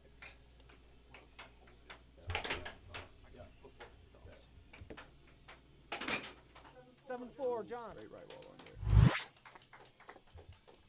Game count is now 1-0, John Casey.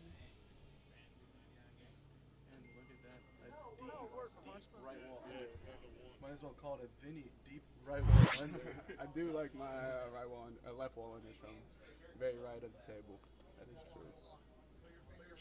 But no, I was honestly excited to play in this, but I kind of been putting a lot of work on the table in this side to try to get out of it. I'm sad I missed the last shot, the face-off, the 1 through 8. Yeah, that one would have been super fun. My guy was too low for the last one, and now he's too high for this one. Are you ever going to be able to play in one of these specialty events? I know, either one in NC or one in Texas. I know y'all are watching. Oh yeah, he's calling out those Texas people. Tim Wiseman, if you are watching, if you want a new player one, if your next showdown is new player, get this man Vinny out there. Let him show you what he's capable of on the table. Truth, believe that.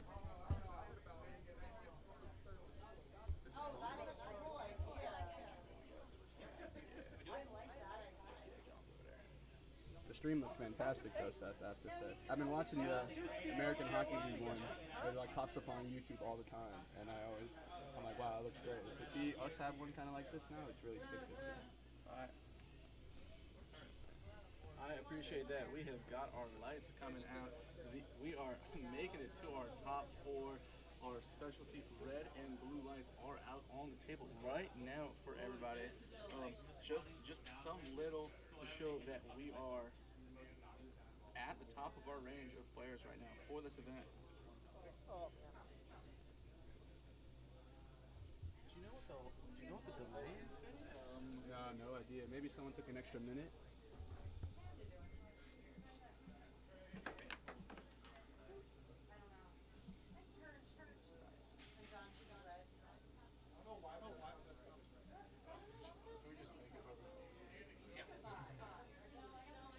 Literally, just So just hit red versus blue. yeah, let's start. Why don't you go 30 seconds. Vinny, why don't you go ahead and tell us about this event that you're excited for? North Carolina Air Hockey State Tournament. Save the date, June 20th to 22nd, 2025, at the Maywood Hall in Garden, Raleigh, North Carolina. Be there or be square. I don't know. You should show up because it'll be a lot of fun. We have yet to have registration out for everybody, but it is coming. If you want to come, go ahead and plan to be there. Registration will come out when we are ready for it.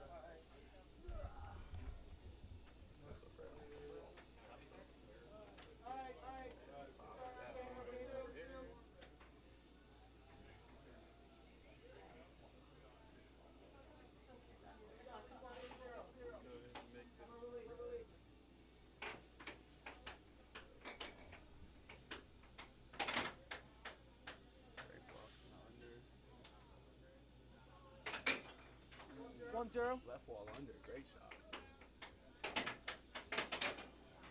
2-0. Double bank.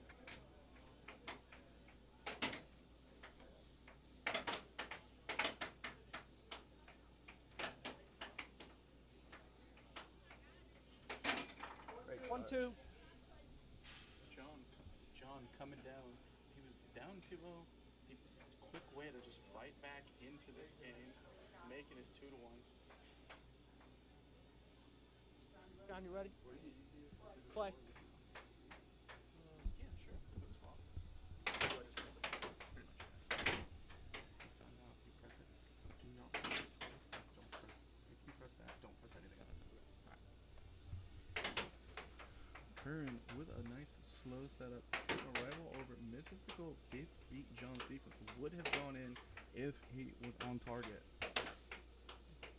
John earns possession. Let's see if he's able to just capitalize.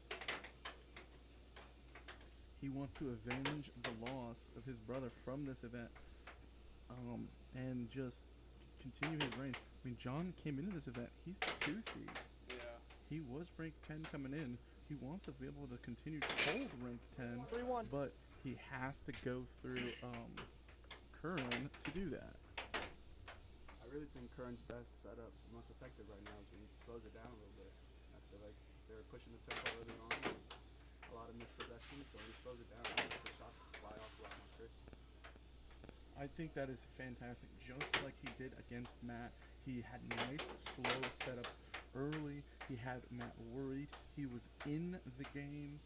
They were 3-3, and then when he finally sped it up, he was able to just take his opponent out quickly and swiftly with 7-1.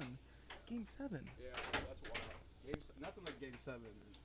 To win or lose like that is very tough. 2-4. And Matt had a few occasions where he was 6-6 and just didn't make that last point. And you gotta think he's just 5-2. eating himself just a little bit up. Played very well.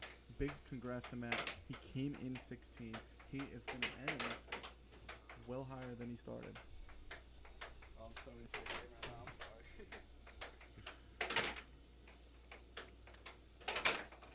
For those of us at home, let's check out the chat. We have got Nathan in the chat saying nice under.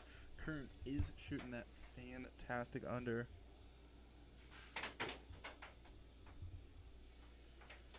If you are in the chat, go ahead and say something. We would love to hear from you. See what you've got to say about these players, about this competition, because it has been fierce. Curran taking his time out on the table with a 6-3 lead. Looks like he has formed in the habit of every time. No, just leave it. Every time he gets to 6 points, he takes his time out. He wants to just settle in, figure out what's next, and just take that moment to figure out what his last shot is going to be. That's really good air hockey. It sounds silly, but it's really easy to forget those timeouts and key moments, and everybody has them. Not a lot of people use them, and it's a really great time to reset. Just like Curran did. Took a timeout one. Right? Oh, didn't register. We are going to go ahead and clear our scores. And Curran wins the game. So now with that, we are going to be moving on to game number 3, tied 1 apiece. Curran, of course, is going to be up here on our left. And John is going to be up on our right. And the lights change. Curran won the last game. He is the blue player today. And they change for this next game.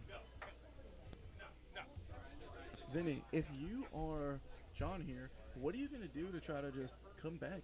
He lost that game a little handedly. Yeah, I would say John was honestly kind of in control for a little bit. Even though the score didn't look that way, he had a lot of shots, a lot of possession. If I was John, I would kind of test his experience a little bit. I would hit a lot of off goals, see how good he is at chasing the puck and getting the puck back. And if John can dominate the possession, eventually you'll score more shots because you get more shots. But I would do a lot of off goals and see how he does. Playing that possession game, thinking that he also just got a few unlucky breaks. His opponent can't get that 4 games in a row. At least he can't rely on it. If he does, that is a extraordinary group of luck. Shout out Ray on the stream, Mountain Time Premium Lager. They have supported us for the North Carolina Air Hockey players for years now, and we appreciate you. Nothing time like Mountain Time, but also nothing time like game number 3. We are coming right to the action after this table gets cleared off.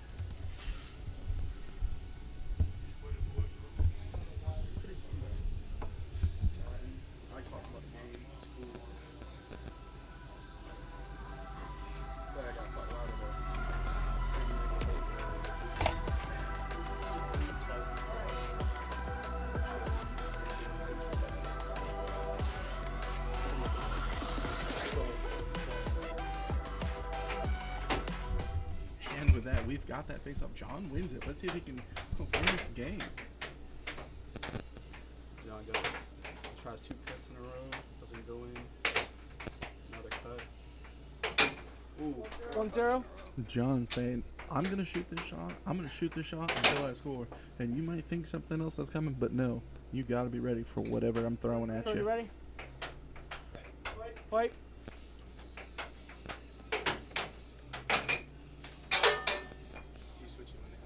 Curran's puck. John, you ready? Fight. Curran with possession. John earns it very quickly, though. Beautiful way John got possession. He shot him off goal since it was going towards the opponent. 1-1. And both shots have been a cut so far. 2-1. Ooh-wee. Beautiful right wall under from John. I really like Curran's cross setup. Ready? It's nice slow, Play. a little slight diag, and then just pushing it back in the line. I really like that. Yes, indeed. It is wonderful. Let's see what adjustment John makes. He must be worried about it because Curran has been he was able to score a cut this game.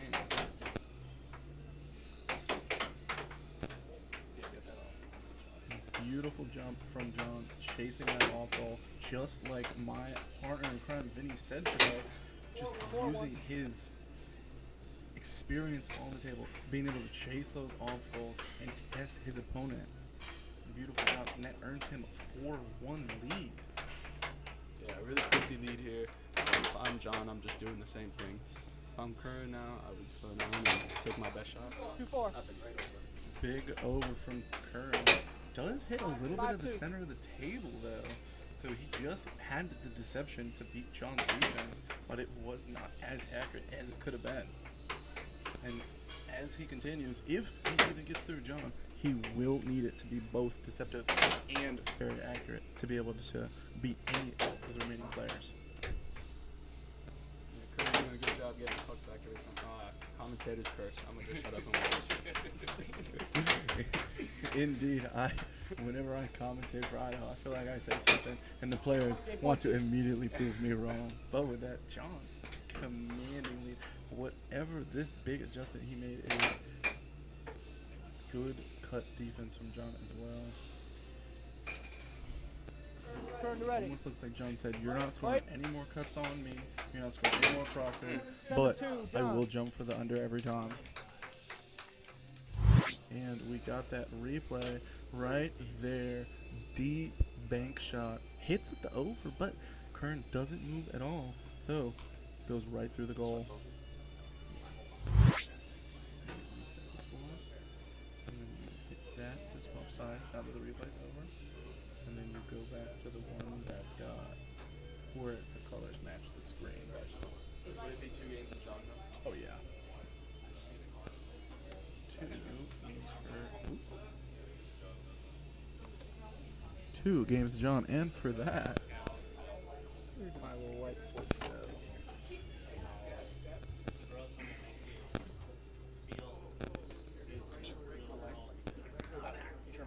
The color one? No. And with that, John won that next game. It goes red. Thank you.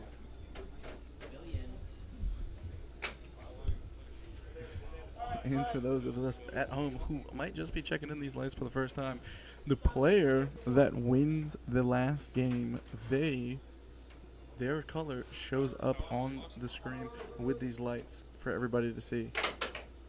John had a commanding game. Takes the first face-off.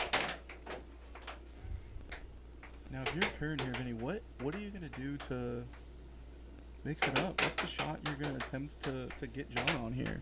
If I was Curran, I would still go back to that slow jump that he's doing right now and kind of just work my best shots.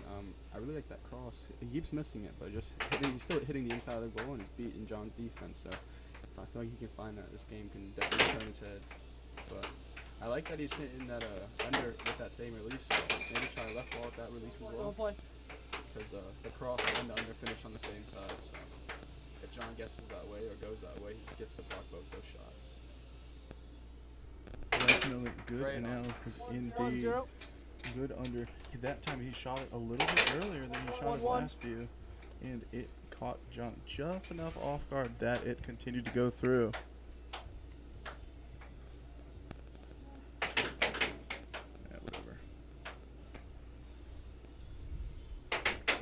Very big slow setups. As I try, maybe this is his game plan. If he can fight it slow and stay in the matches the whole time, once he speeds it up, he will just dominate. But he's not as much in the game. John's up 2-1, both games in points for game 4 right now. So he's. Personally, I liked the setup from Curran where he shot. That is an unfortunate error to just make the gap between the game even larger. As I was saying though, I liked when Curran was shooting his right wall over that looked just like the under. John is doing a good job of making sure that under doesn't go in, but that will leave him a little susceptible to that overshot, that complementary shot that hits the other side of the goal that looks very similar.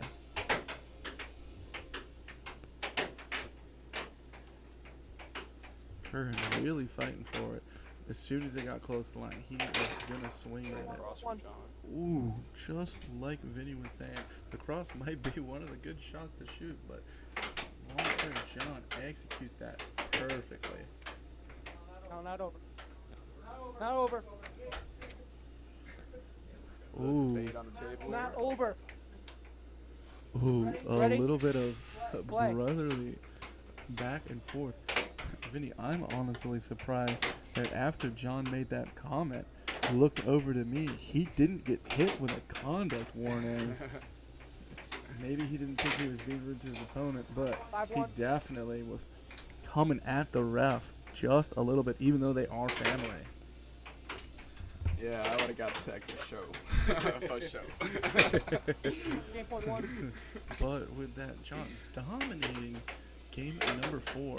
He's currently 1 point away. Curran would need to score 6 points before John can get one in.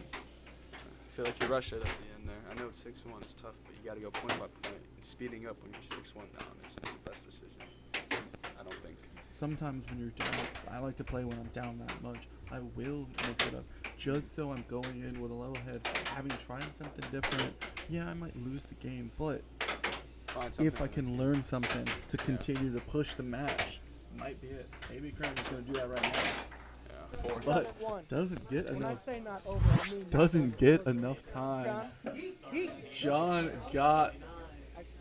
John got it with a forehand under, and the ref having words with John. Even the crowd is yelling at the ref to give John a warning, and it wouldn't be a bad decision. But I pressed reset H. no, it's just reset score. Okay.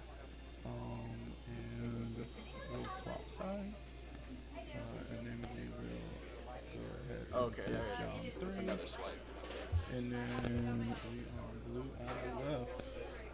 And with that, we have got John is currently up 3 games to 1. For those in the crowd who might be asking, Have you been down 3-1 before in either a match or something like this before? I have been down 3-0 before and came back.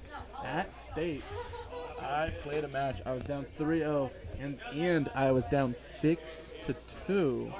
Game 4. Came back, made this big adjustment on defense. Came back, pushed the next game, and continued to push it. We made it all the way to match point either way against a wonderful competitor that has been on the table, has been playing. William, you know I am talking about you.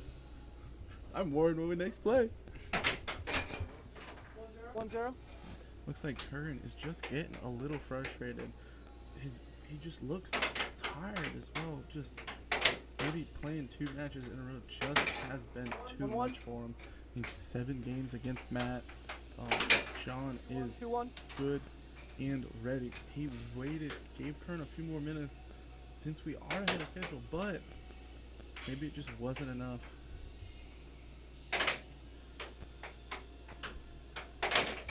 And moving on. Chat's dead or not? Chat is dead, folks. If you are watching, go ahead and say something. We would love to hear from you here in the booth. Again, it is myself, Seth Garrett, with Vinny Deep. and Oh, great. Curran showing life, but his face just reads disappointment. Even when he scored, he was frowning from my perspective.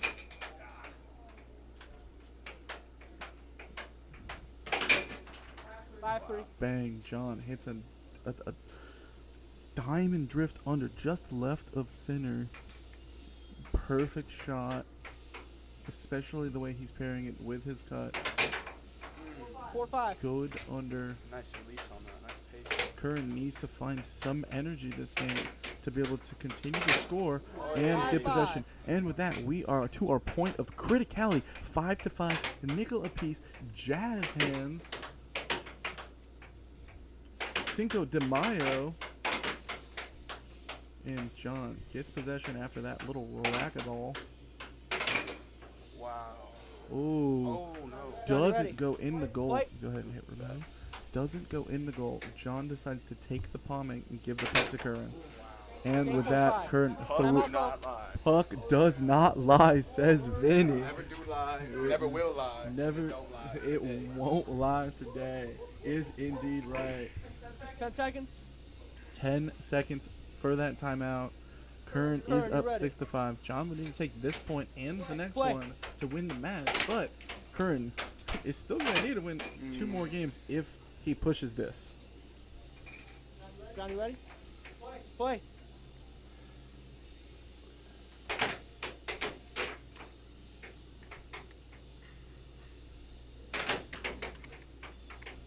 Curran has been doing a good job with his left wall. That's a shot we saw him shoot earlier tonight, and to score his 6th point that game.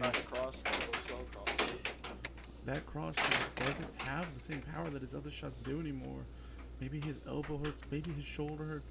who is to say in this moment. And as soon as I say something, he hits it very powerful, just a little bit deeper than he has before. Oh, just missed it on the replay, though, for you folks. So sorry about that. But he does push to another game. Let's go ahead and make this blue for y'all. All right, blue gets 2, and we are ready for our next game.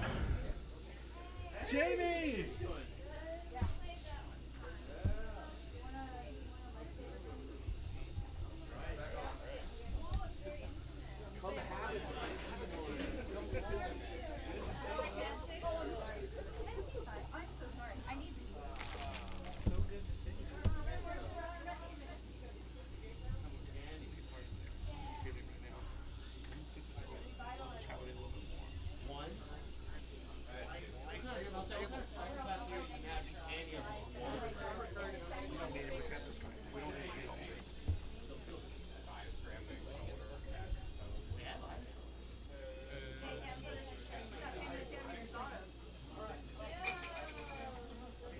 You see Curran talking about a cramp right now. What do you think about air hockey fitness, Seth? Well, It's a myth. air hockey fitness is... Fitness, more like fitness donut in my mouth. We got Tim here in the booth, currently running our audio, saying, fitness, I want a donut in my mouth. Fitting this donut. Oh, fitting this donut in my mouth. And with that, Remove coins. This one. 2-0. 2-0. Gotcha. I knew something was wrong. Appreciate you. Really? Yeah, I feel like it's super important. I'm really bad at doing this. No, you're killing it. 3-0. That cut, man. John, he must have had some feelings about losing that last match. He has come out swinging and up 3-0. He is right now. I feel like in those deeper games of air hockey, 1-3. your shoulder and your wrist and your arm like really have to hold up. And some shots come out really crisp, but when you keep shooting it, you start losing the crisp on the shot, and it gets easier for the defense. And hopefully that doesn't affect these two players, but you can definitely hear some players talking about the fitness right now. Yeah, having multiple matches, 2-3.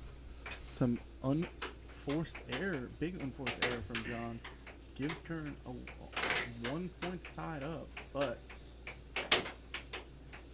he does have possession. Let's see if he's able to get that point back and bring it back to a 2-point lead in his favor. Good job there, pulling back, did shoot a shot, just missed with the goal though. That was another one of those situations where John beat his opponent's defense, but he missed the goal. That is one of the hardest shots to tell if you are doing good or not, because if you can't tell it was gonna go in 3-3. and you think your opponent was over it, you might be making a crucial error by not shooting it more.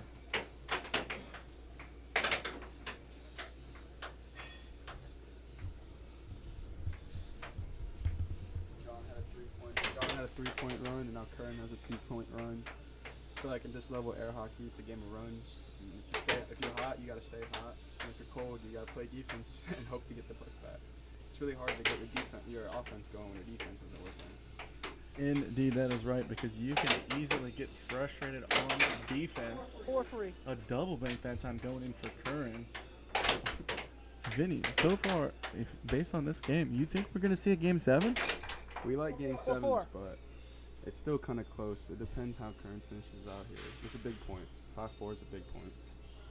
Yes, it is. It would be huge if for either of these players to get up that 5-4 lead. Missed the goal. I don't think he beat his opponent's defense on that shot, though. Oh, 5-4. Close to the line. The ref does not call it an over. It is 5-4 in John's favor. 5-5. We are back to the point of criticality here in game number 6. 5-5. John beat him on the end there, just missed. Curran was charging. John charges right back. Timeout call. Huge timeout from Curran. This is one of the first times he took a timeout before he got to 6 points, though. He knows how big a point this is right now, folks. 10 seconds. 10 seconds is called by the ref. We are coming back into play. Ready. Some of the crowd is cheering for these players. 5-5, our point of criticality. And that is that experience from John. He was able to see it wasn't going in his goal, capture it, and now he has possession. Now all he needs to do is capitalize to take the point of criticality. We are at match point 5.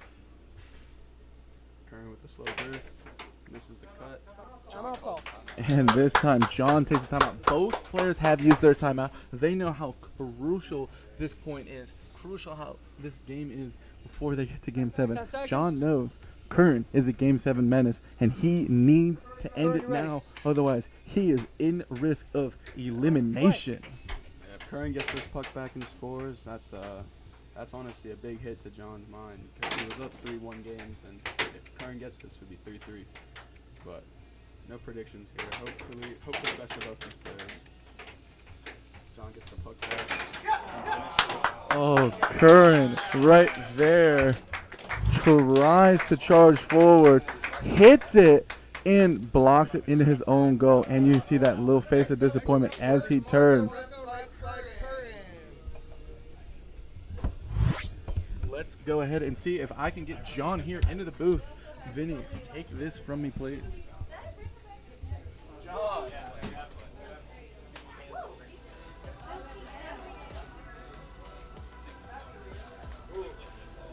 Chat, say what's up. You guys have been cold for a hot minute now. Here comes Seth and John. John, what a crazy match that was. Curran came up, played a seven game match right before. Were you worried once you hit 5-5, knowing how big a menace he was last time he hit 7 games? Yeah, he had his momentum because of that last set he did, and made him so I had really.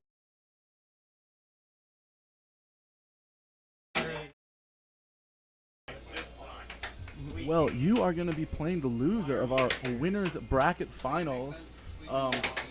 Who would you rather be playing right now? We've got Kurt, Zender, the 9 seed, the only person ahead of you, versus the man that knocked you into the losers bracket. Do you want another shot early at Marco to take him out, or do you want to see Kurt and then Marco? I want to see Marco again. I want revenge on Marco. He wants. A lot of 7-6s. I feel like it can go my way next time. John says, I am ready. I've played a lot of matches. I am going to be accurate. I'm going to take that one last point I need after losing some 7-6 games. Now it's my turn to win some 7-6 games. Well, John, thank you so much for joining us here in the booth. Congrats. Go ahead and enjoy yourself while you wait and watch these players figure out who you play next. Thank you, my friend Seth. Thank you.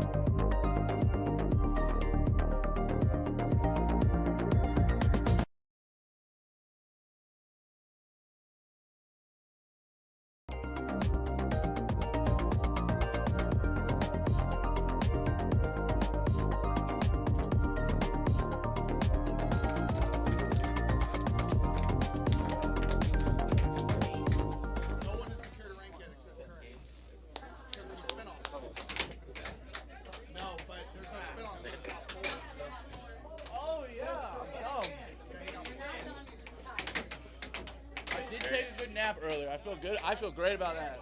And apparently, I guess I don't know for sure what side they're going to be. All right, it is match time. Our winners final. We're about to start our winners side bracket final. Marco and Kurt. Competitors are hugging it out. They were actually not the top two coming in. Top two coming in were Kurt and John Casey. John Casey still in the tournament on the loser side. So these were the final three as far as rankings coming in.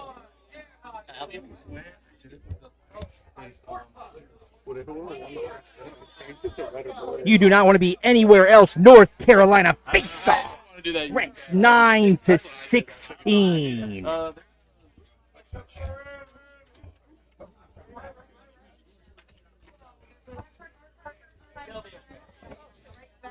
A's and A's.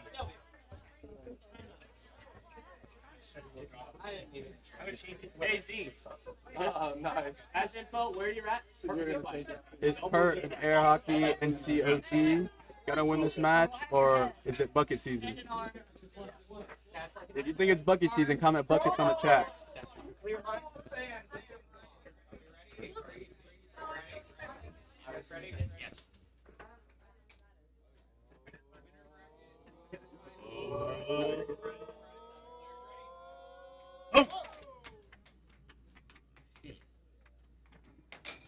Great touch straight by Marco.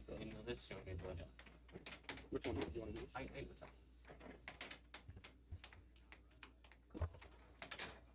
2-0.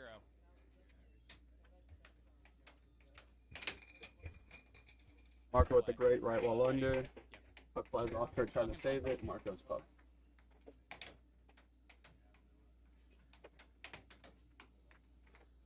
Kurt plays really working cut straight.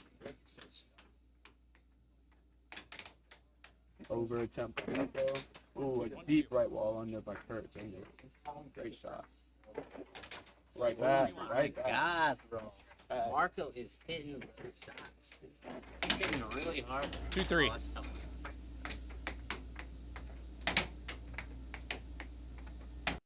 I 4-2. don't even know what that was. It lagged. It was so fast. Ooh, 3-4. great left wall under by Kurt. 5-3. Answered right back by Marco. Ooh, great hustle 4-5. point by Kurt. Currently 5-4. Marco tries an under. Cross. Missed over attempt.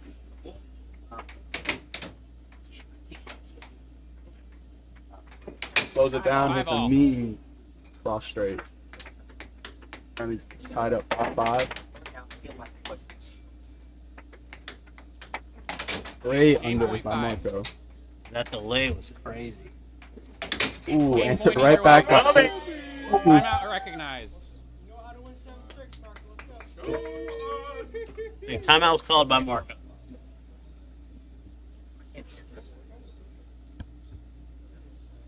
Ten seconds. Kurt, ready? Puck is active. Ooh, a strong left wall under to win the game. Nice slow drip, bounces it off the wall a couple times. I might take them off of your. Taps it. Boom. Great shot. Yeah, what's your read? Who do you think's got this one? Kurt's really tough when he pushes the pace, but if Marco can control pace, I think Marco kind of wins his comfy. I practiced a lot with Marco, and when he gets hot, it's real dangerous. But Kurt is a tough one. Kurt's an OG here, and I was saying earlier, Kurt is he's very tough. All right.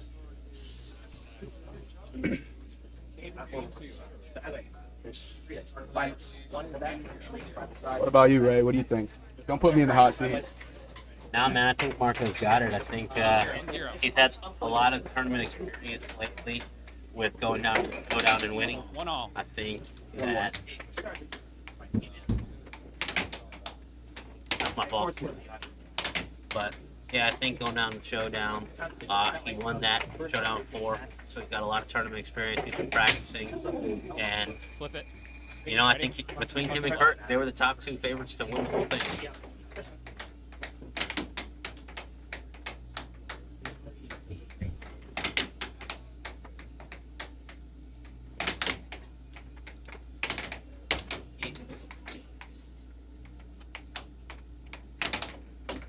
Great block by Marco. Regains possession. Got the touch straight.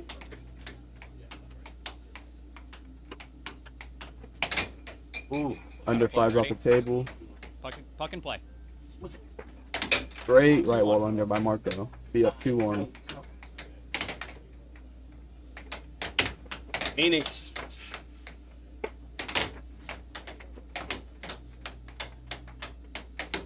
Marco's speeding it up this round. What do you think about that? 3-1.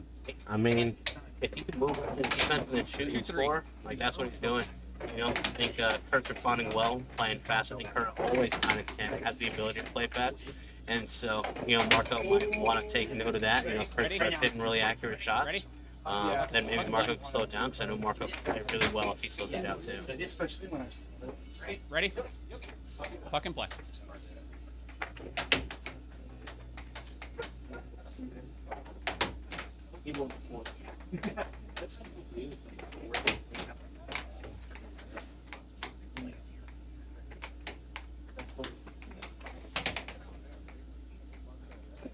Mm. 4-2. Great cut by Marco. Kurt's really trying to get a cut of his own here. Let's see if he sticks with it. He doesn't. Tries a bank shot. Ooh, beautiful left all over by Kurt. Marco's doing a really good job of keeping possession after he shoots. Of course, he loses it right when I say something. Yeah. Commentators first. Every single time. There with the beautiful left wall under. I feel like that shot's working really well for him this game. Tries a really deep over.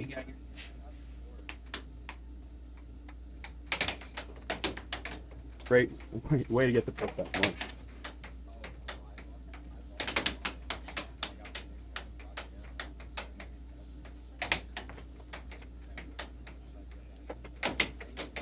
Oh, well done, Marco.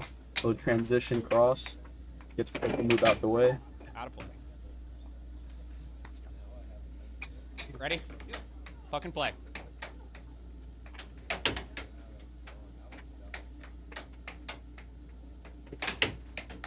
Missed the over there. Oh, that's Game the point under. 4. Game point 4. Kurt has the puck. Tries it over.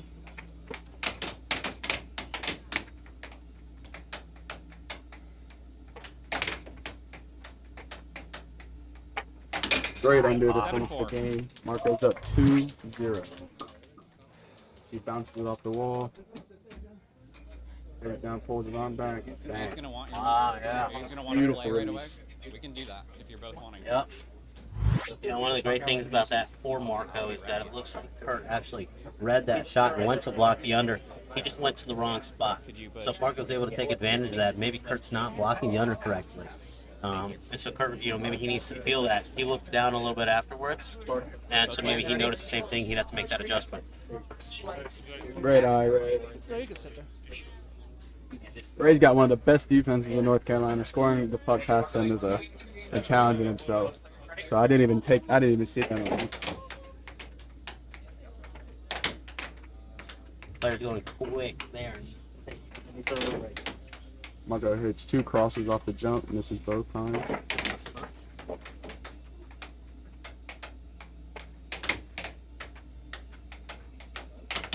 Kurt tries a left wall under and over. Kurt tries forehand, transition off to a right wall and over. Oh, great over by Marco. Great cut by Kurt. Wasn't really hitting the puck well. Unfortunate error by Marco there. 2-1. Kurt.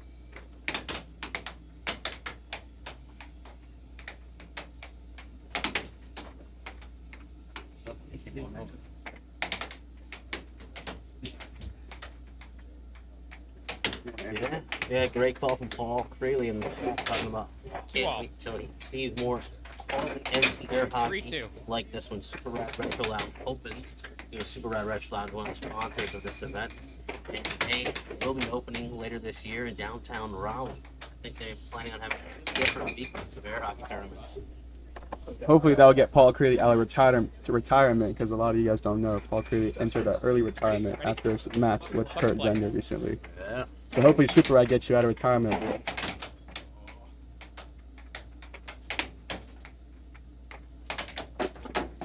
Awesome Mallet. Awesome Mallet by Kurt. Marco's puck. Kurt, ready? We're currently down 2 to Puck and play. 3. Left wall over.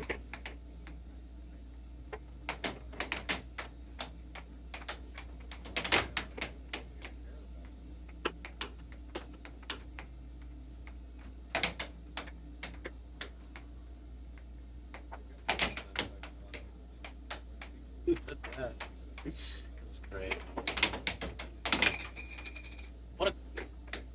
NC Air Hockey, no trash talk in here. We just want ball back on the table.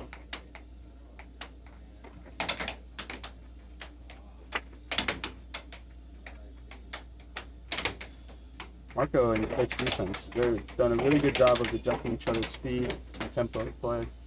They've slowed down a lot now. Great 4-2. reverse cut from Kurt. Wish we could replay that one. That was a beautiful shot.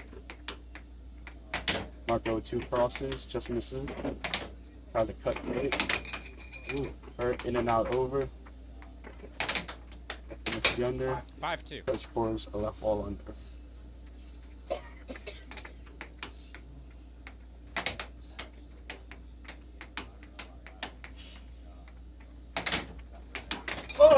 Game point 2. Kurt gets a hustle point. 6-2. Great cut 3, by game Marco. Kurt finishes off with the transition. Wow. Ooh. Deadly accurate by Marco. I mean Kurt. Make sure I don't push buttons too early, you know? No. I get in trouble that time. Players ready? Ray, you play both of these guys competitively. What? Ray, you play both of these guys competitively. What do you think? I mean, I think that you actually had a perfect read last game where you were saying, you know, they fell into that lull. And I think, you know, both players were taking shots they were used to scoring. But due to, you know, seeing each other play, they're dialing in and they're learning what's working and they have to find something new. And I think, you know, Marco being up 2-1 gives him a bit of an advantage. But this is my, like, favorite game in air hockey. When it's 2-1 and just this idea of if you're up 2-1 and you win, now you're up 3-1. 2-0. If you're up, like if you're losing 1-2 and you win, 1-2. it's tied 2-2. Yeah, you're back. 0-0 again. And so, like, the difference between 2-2 and 3-1 is so big. And so, any sort of game 3-1. like this is the game that I want and the game that I want to win. I feel like both players are really dialed in, and it's just trying to find the adjustment now. What's Kurt gonna do? That Marco, there's a hole open on both of them. You just gotta find it. Balls, no duty. Great cut straight by Marco to go up 4-1 here. Kurt tries a cross with the left ball over combo. Kurt, ready? Puck and play. Marco 5-1. with a beautiful right wall under. Tries one back. Oh, bounces out of the goal.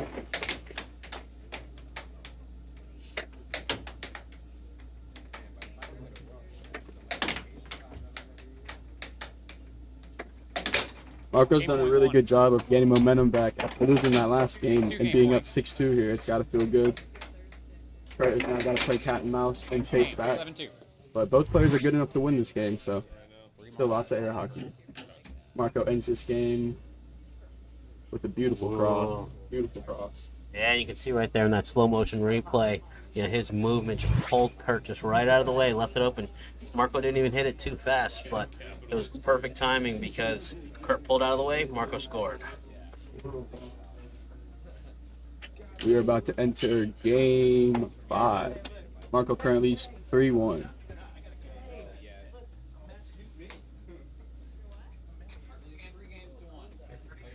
Will Upchurch. Definitely looks like Marco knows the difference between 3-1 and 2-2. Hope you're doing well, Mr. Will. Haven't seen you forever. Great cross straight. Cut straight by Kurt. Start off the game.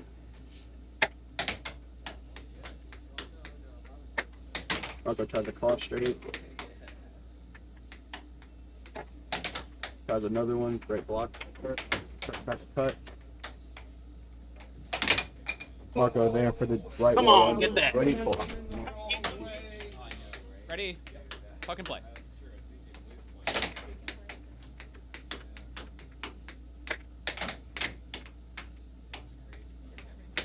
Marco with a beautiful left wall One under. Kurt tries a right wall over. Marco goes back to the left wall. Both players speeding up the tempo a little bit now. Marco with a 2-1. beautiful right wall under.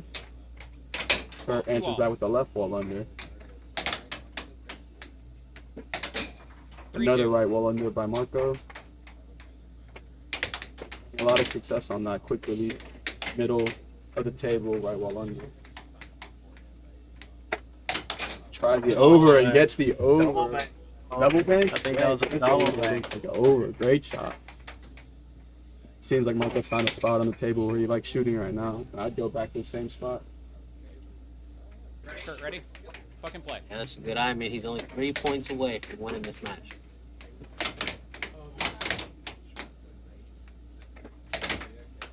A great job blocking it. Marco did a great job retaining possession. Beautiful cut straight. 5-2. That cut's got to be open, especially after Marco scored those 3 right wall unders earlier on in the game.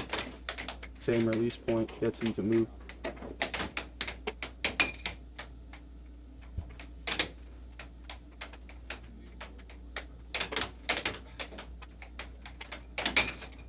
Kurt with the right wall under of his own.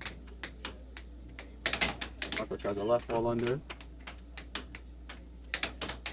Left wall over.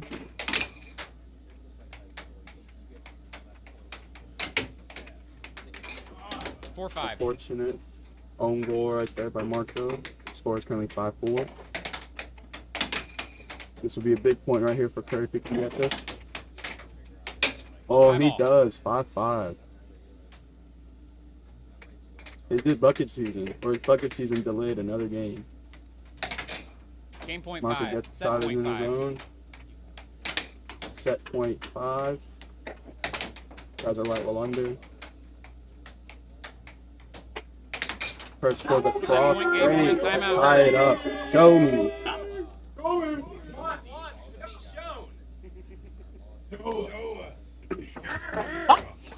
Marco did have the advantage there, being up 5-4. 10 seconds. Marco, Kurt, ready? Kurt did a great job Clock is coming active. back and tying this up 6-6 here. Potential set point. What's up, Q? How you doing, man?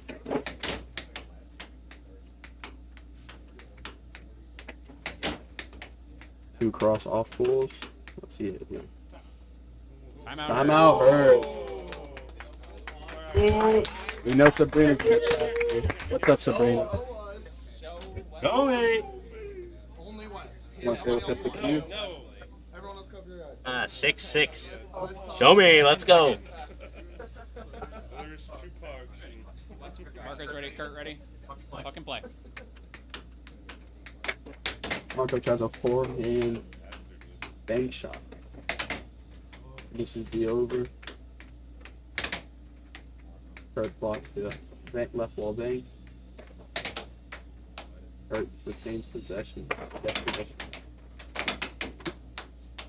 Oh, you're good, Ray. Marco ends it with a beautiful shot. See that again. All right. Next up, about 5 minutes. Oh, actually misses the goal, bounces off Kurt's mallet and goes in. Unfortunate. But Kurt was going to the cut side, so I think it was open no matter what. What? No. So we're going to do that, spin off, loser's final, spin off, final. So that there's a break. Marco wins the set 4-1. Let's get Marco over here. Marco! Here we go. Slash! Slash! Come here real quick. Come here, Marco. Sit up, booth. And I got the mic this time, baby. I got the mic this time, baby. I was talking to the chat earlier. I said, it's a bucket season.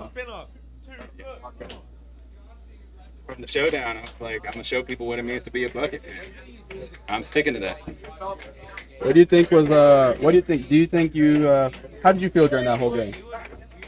I felt comfortable. I mean, that was my first time actually playing Kirk in a competitive set.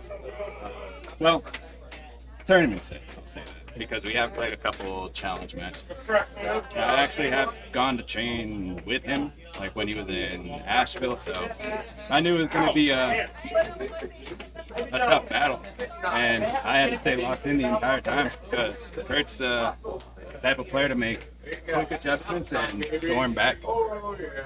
Did you find like you had to make some adjustments during that match? There was a couple times where it felt like you got really hot, and then both you guys kind of stayed at like 2-3 or 3-2. Did you find some adjustments, or did you find a hole in his defense, or what did you do to get that result that you ended up winning for? Well, I had to constantly be adjusting, but no, I felt like my defense really locked in, and I felt so solid to the point where I was able to just free flow my offense to an extent. There was a time where I was really hammering home that left wall under, but then he got to it. So I had to constantly be adjusting. And he's the type of player that has a strong mentality, especially on the table. He likes playing his mind games. So I had to, like I said, I really had to lock in and make sure I got the job done. Oh, great game, Marco. You want to give out a shout out to Sabrina? She was definitely rooting you on this entire time in the chat. Of course. I love you, mi amor. We bringing home the dub. Bucket money line. Believe that. I'm off the mic. Let's get it.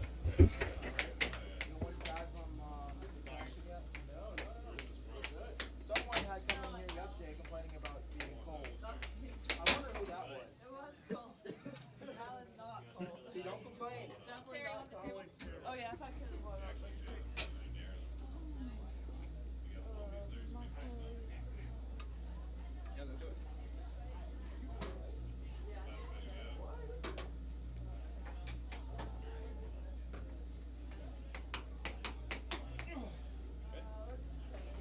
Wait, is this like a match or like a 4 out of 7? 3 out of 5.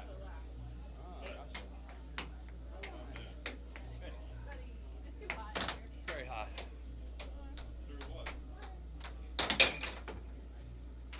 Golly.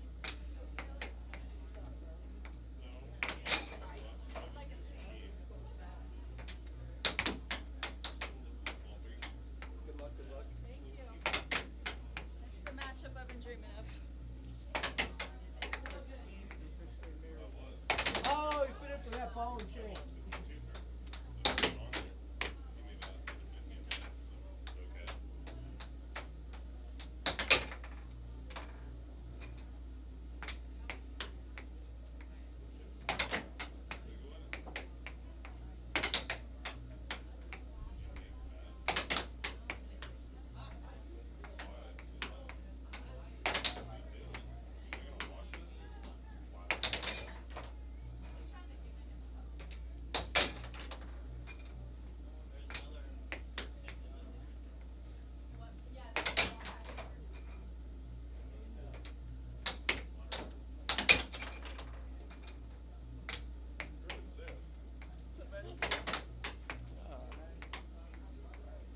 I'm gonna take a break from it, or I'm gonna watch this next game. Appreciate it. Oh, were you commentating? Oh, that's nice. I'll hop back on later. Nice, you want to? You haven't hopped on the mic yet today. I don't know. I appreciate it. I get it. You know what, Pat? You should commentate. Yep. Mic her up.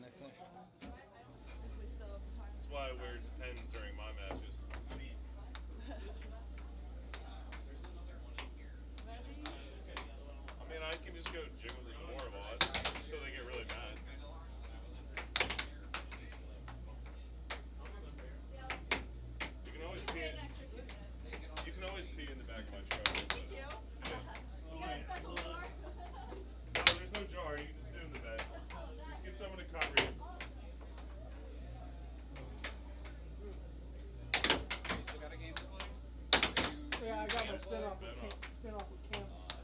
Oh, nice. You get to play again. Hilarious. You played twice, right, already? Huh? You played. I play Cam first. Nice job, Marco. Kurt. Oh, then Curran. I didn't know you were playing. Let's go, sir. Yeah! And this is 3 of 5, right? 3 out of 5. 3 out of 5. I don't know if someone's still in the bathroom or not, but we're going to find out. You want me to jiggle the door handle for you? Buddy, you know what you do? Starting Oh, soon. you're free. Wait, is she the one? Yeah. Oh, is that you that was in there?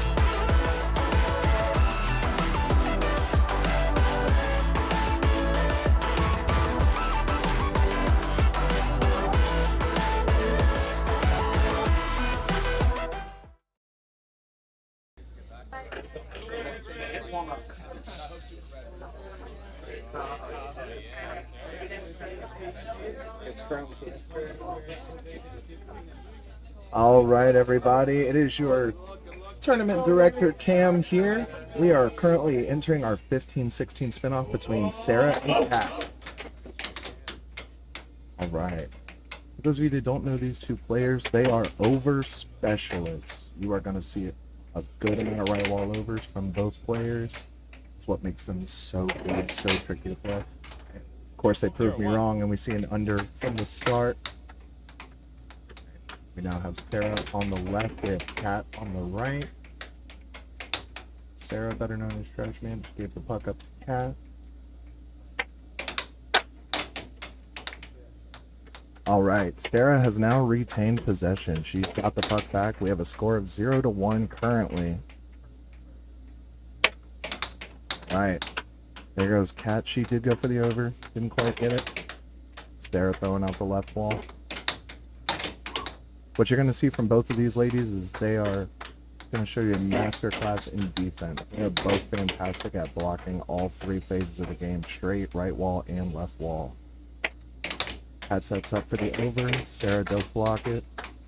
And Sarah's got the puck back. Right. So for those of you who do not know, we have been doing 4 out of 7 all day. However, this is our 15-16 spin-off, which means this is going to be a 3 out of 5. That's why you see each player has 1 game so far. And we see a beautiful cut from Kat to make it 2-0. Alright, Kat does retain the puck after an off goal. Alright, there she goes, going for the under. Sarah with my favorite shot, the forehand left wall.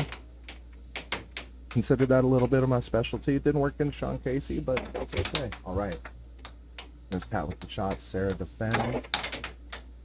And there is another over try. Just missed the mark.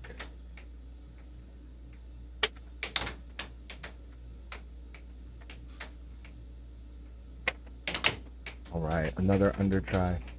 Kat is doing a good job at retaining possession, or at least until I said it out loud. Call it a little bit of a commentator's curse there. Okay, and there is a cross. So we have seen all kinds of shots made so far. We've seen an under, we've seen a cross, we've seen a cut. For those of you that are watching that are not aware, what we call the difference between a cut and a cross, whenever you are right-handed, if you hit the puck to the left side of your opponent's goal, that is typically a cut. And if you hit it to the right side of the goal, that is typically a cross. Because a cross is going across the mallet. As we see a forehand under. Good shot by Sarah, making it score 2-3. And a forehand straight to tie it up. Good shot by Sarah. See if Kat can retain possession. Yes, she can. She goes to shut up. She's doing a nope. She's gonna drift straight up. But for a second, look, she was gonna go diagonal, as she does get the puck back away to Sarah. Sarah's setting up. Let's see what she goes for here. Up for the under. Oh, she went right back with the under. So on the second try, she did get through that defense. Currently, rank-wise, you are watching the 2 highest ranked women in North Carolina, but more than that, you are watching 2 of the best players North Carolina has to offer. Their right wall offenses are superb. As you see, Sarah hit a right wall under, and Kat comes right back with the under. Kind of turning me into a liar a little bit about the overs, but that's okay. Sarah hits a left wall to bring it to game point 4. Right. Kat's got the puck. Let's see what she can do. And she hits the cross. Cross going to the right side of the goal. Sarah loves the quick shots after getting scored on. And a forehand cut to end the game. Sarah goes up 1-0. Again, remember, this is best 3 out of 5. So we have a marker for each of them to have won 1 game. Those aren't actually true. It is first 1 to 4 on the board, but 3 in real life. All right, we are going to take 1 minute in between games as we do.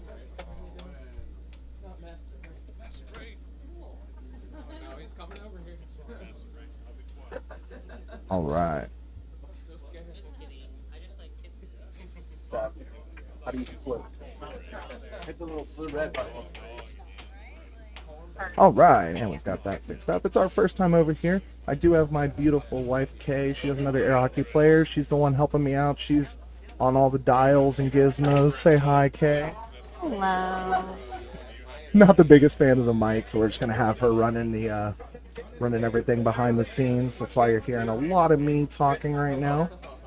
Kind of taking over commentary for this. All right, let's get ready for game 2. You can see we do have a good amount of people in the room today.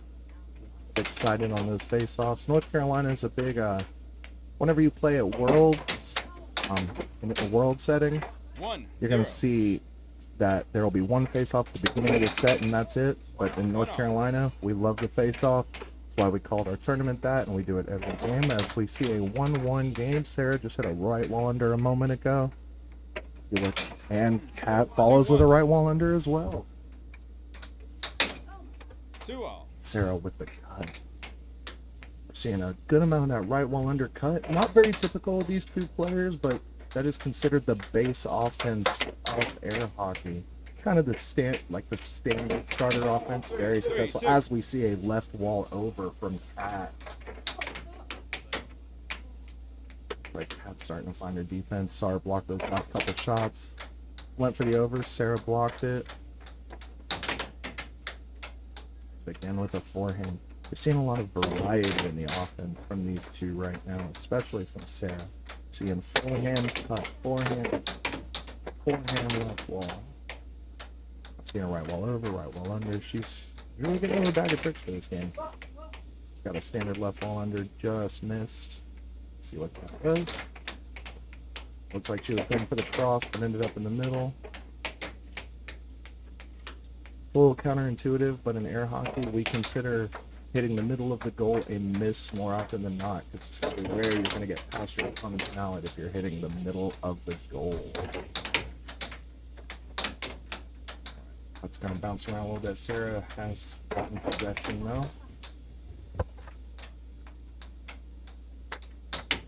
Sarah tries for the forehand, doesn't quite hit it.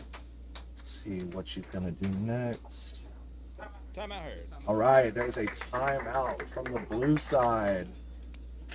All right, Sarah has called a timeout. In air hockey, you get one 10-second timeout per game.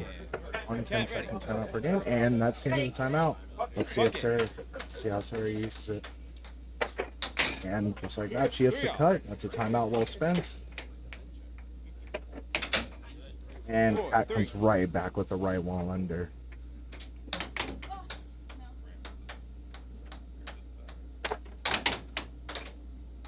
Sarah retains possession after a quick shot attempt off the net. And Sarah scores, tying it up at 4-4. We're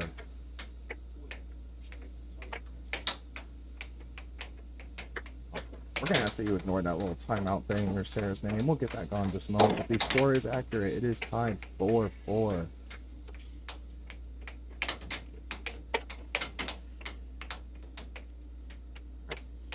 Cat now has possession. All right, we're going to take a super quick step away. Gotta fix. Oh, and that was a loss of mallet. So a loss of mallet in air hockey means that the possession it goes to your opponent. Now you're going to see when that happens. Sarah put her hand on the table. If you score on yourself after losing your mallet, that goal counts. As Cat hits a right wall under, and Sarah comes right back with a cut to make it 5-all.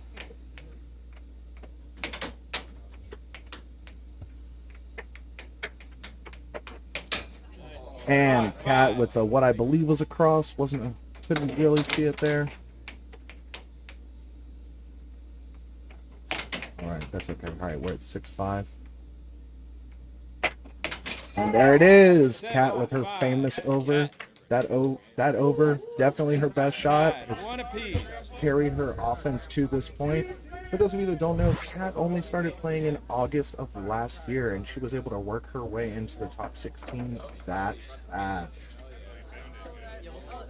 Is it that color? Yeah, no, that's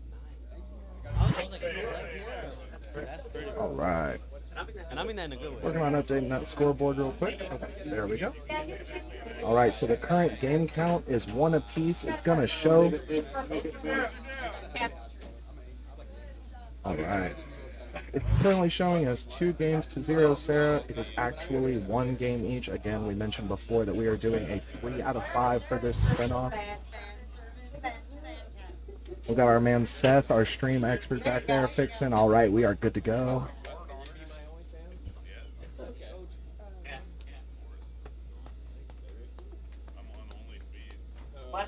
Okay. We are good to go. Scoreboard is updated and fixed. We are set. We are set and good to go. as we go into a pivotal game 3. The winner of this will be in a decisive lead, as this is only a 3 out of 5, as we said before.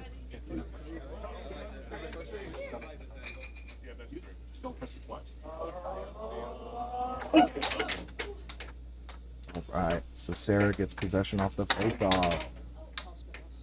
Big shout out to Super Rad. It's going to be we are currently playing in Steve Olson's gym. He was kind enough to let us use his facilities as he's getting married today. Shout out to Steve and Jennifer for their wedding day.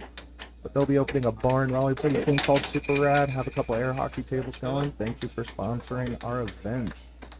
Right, so you see it's still 0-0. Sarah's doing a good job retaining possession. She goes for the over, but misses. There's that forehand. That's my favorite shot. I'd love to see that on the table. 0-1. Or 1-2, I'm sorry.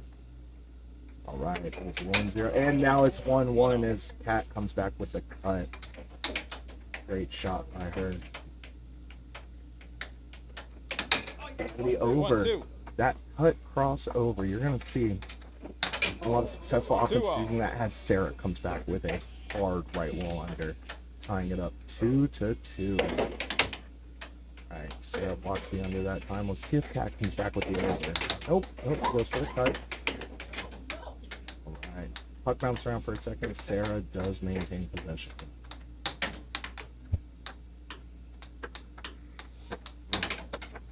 Goes, ooh, a forehand 1-2. Real quick, a 1-2 is when we hit it off the other person's side and then immediately hit a shot straight into the goal. That's kind of what it's like with the forehand into the cut, as Kat ties it up with a beautiful cross. There goes, as I said before, Sarah loves going for those quick shots right out of the goal. Did a good job there at retaining possession afterwards. Sometimes it can be really strong, but sometimes it can bite you. Kat goes finally get possession of the puck. Goes for the over, misses a bit, but that's alright, she does retain possession. And fortunate block there. Again, it went right to the middle of the goal, so we usually count that as a miss because our opponent's normally going to block it. Here, that does go for the under. Great touch, and there's that forehand. That fall under yet again. Seems like that far side of the table seems to be the one that's going pretty well so far. So outside the table.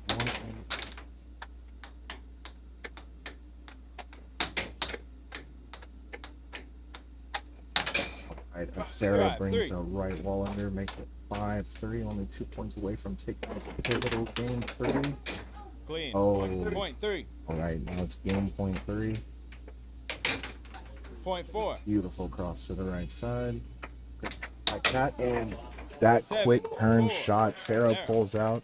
Again, like I said, it's pretty scary. She pulls it out, instant shot, and she makes it more often than not, so that's why she keeps on going with it. Sarah does take a commanding 2-1 lead, but it is still anyone's set.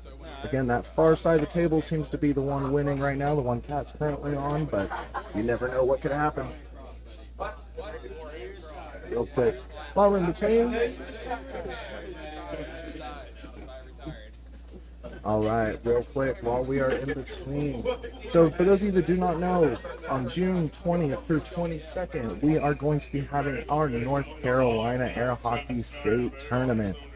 Friday will be doubles. Saturday and Sunday will be singles. Pricing and tickets will be available very soon.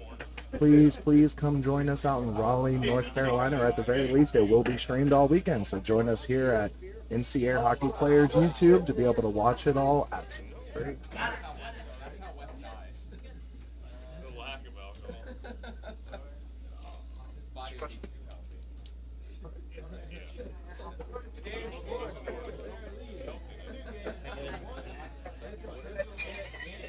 All right, here we are leading into the face-off for game number 4.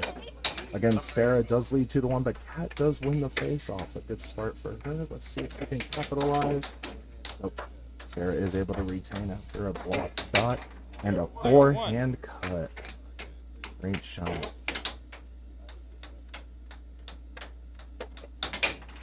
And then a forehand left wall under. Player of my own.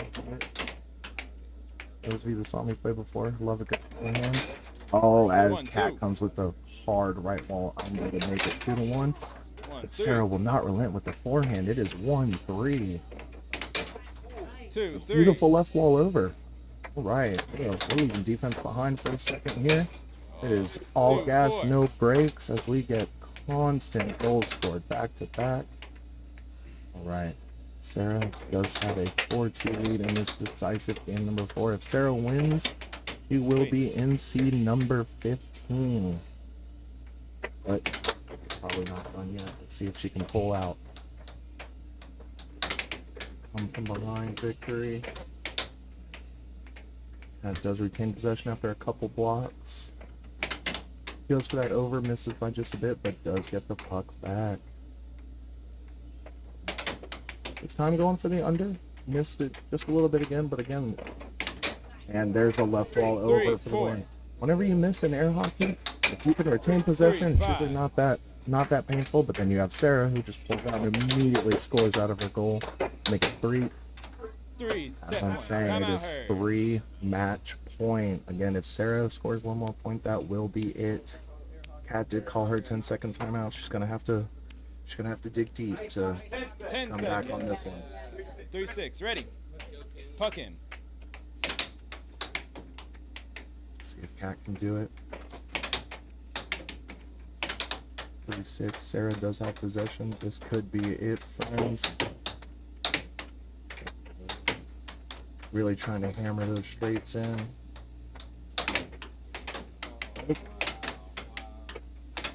All right. Yeah, that's her famous over. Right, and Sarah ends it with a forehand cut. That's to our competitors. That does mean that in the North Carolina ranks, we have Kat Cobb at 16 and Sarah Mann at 15. Next up is going to be John Casey versus Kurt Zender in our loser bracket finals. Following that, it's going to be yours truly, Cam Moore, versus Matt Casey in the 13-14 spinoff. All right, with me, we do have Sarah Mann, the winner of our 15-16 spinoff. Sarah, it looks like you were pulling out everything you had in your bag of tricks. I saw forehand over, forehand under, I saw forehand straight, and then you went straight back to the over, the cut, the cross. What made you, how were you deciding which shots to pull out? Because it seemed like you used everything you had in your arsenal. Oh yeah, I had to go really deep into my bag because Kat was blocking everything there in the first game. I think the first or second point, over a minute it felt like. No one's scoring, so our defense is on point, and I just had to go really deep because I couldn't get anything to work at the beginning. All right. Well, congratulations on your win. I know that feels good. NC top 15, we'd love to see it. Is there anything else you want to say to the squad before we let you go? Go NC Air Hockey! All right, everyone. That was your 15-16 spinoff winner, Sarah Mann. Again, we do have the NC Air Hockey State Tournament coming up pretty soon. End of June, we'll have pricing and tickets out for that real soon. We'll be stepping away for just a few minutes before our losers bracket finals, which is going to be John Casey versus Kurt Zender. How do you put it up? All right, Seth. Seth, how do we... I got it, don't worry. All right, I did the thing. Probably paid for a match.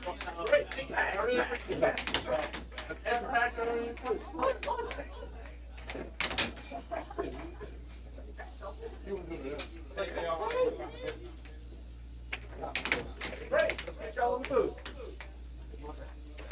Hey, fantastic job. Didn't do shit. But I think you did. Whatever. I think you did. Don't you? Thanks. I think you did something.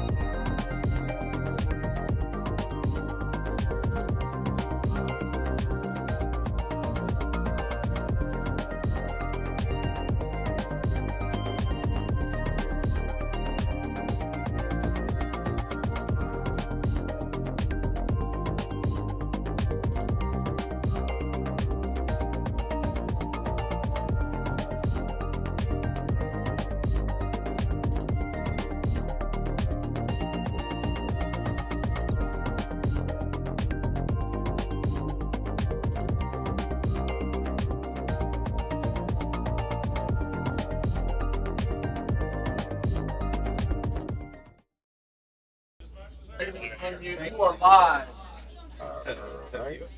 Testing, testing. We are live. We are. Big matchup coming up. Losers final. Losers final coming up. We got John Casey versus Kurt Zender. Oh, interesting. So, obviously, Kurt, the godfather of air hockey, one of the founders of NC Air Hockey. Great player. Has been #1 in the state. Full of high-level play for NC. Then we have John, who many consider an up-and-comer, but since I started playing in 2022, he's been one of our premier top 15 guys consistently. Solid defense. Solid cut. Brutal right wall up there. 3-1. What I've seen in John's game recently, he's developed a really good cadence to his game. 2-3. Flow to it. 4-2.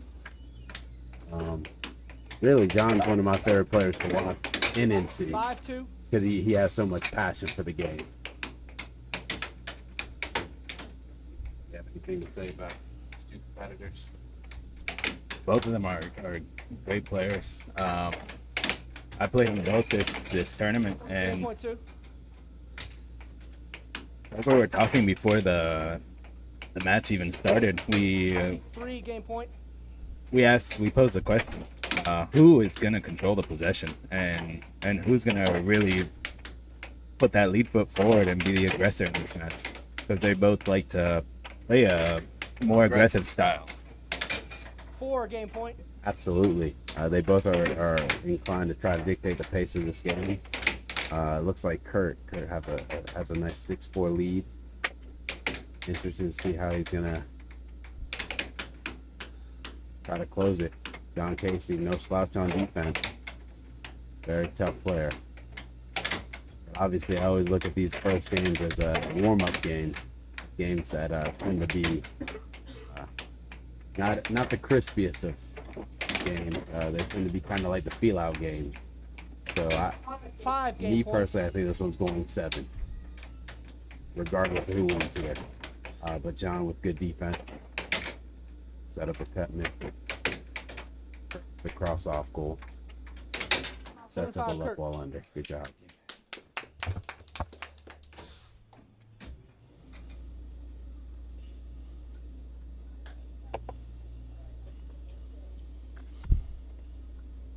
Kurt taking game 1. Very solid play, in my humble opinion. Whenever you're ready. Yeah, I think that would have been interesting to see if it would have went 6-6. But Kurt starting off with a weak wall offense, warming it up.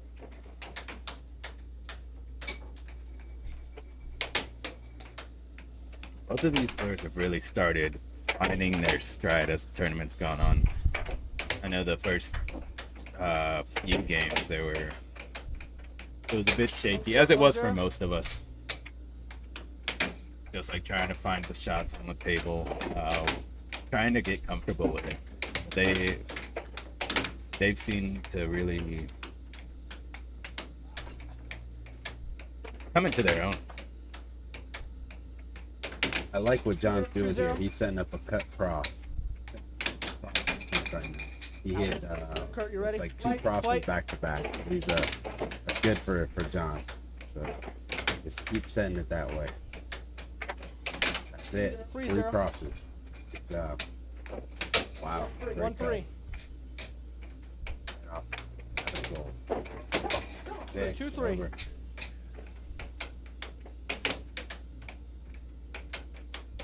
Over. Oh, 4-2. down the cut. Great offense by John. Great 3-4. offense by Kurt. 5-3. I think now this game has really gotten to the point, like, who's going to get that defensive stop? Let's see. Now I'm seeing some be moving a little bit, but enough to get that defensive stop.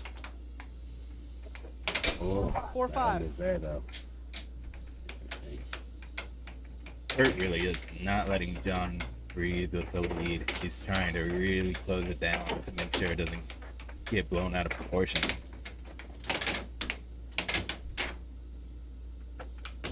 Big possession right here for Kurt. At 5-5 in the point. Good, double nickel.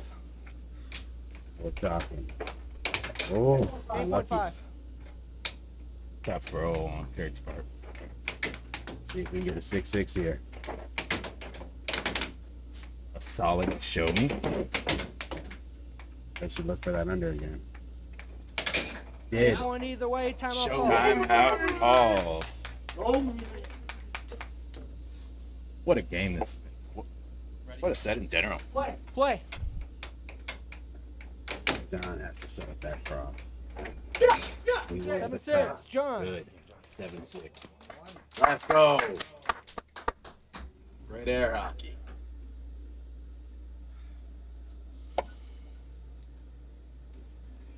So now that both these players got a feel for this game right now, they both look comfortable offensively. I think it's whoever settles there, whoever can settle in defensively is going to win this one. Both players are very high level. Both players are very strong. Nothing but respect for these two competitors. Fearless. My bad, y'all. We missed that final replay. We got to get better, but at the same time, these players are just lights out right now. They are going tick for tack. They're not giving us any time to breathe right now. We got to figure this out. They glitched out. I don't know how that happened. That was pretty cool. But yeah, we are in the beautiful town of Cary, North Carolina, in Architect Fitness Gym, sponsored by our Super Rad Retro Gaming Lounge. Also owned by Steve Olson. Shout out to that guy.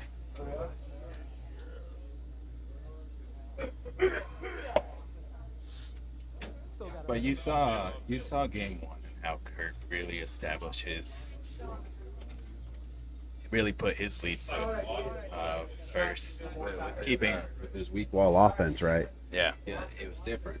It was a different look for John that John might have not anticipated. It seemed that maybe he couldn't find that footing this time. That second game, John found that footing with the straight shots.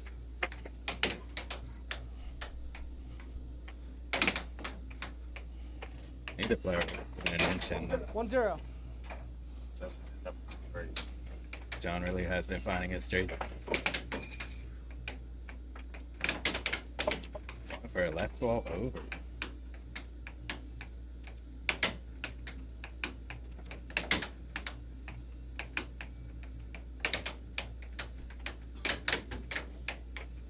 Overall, this is just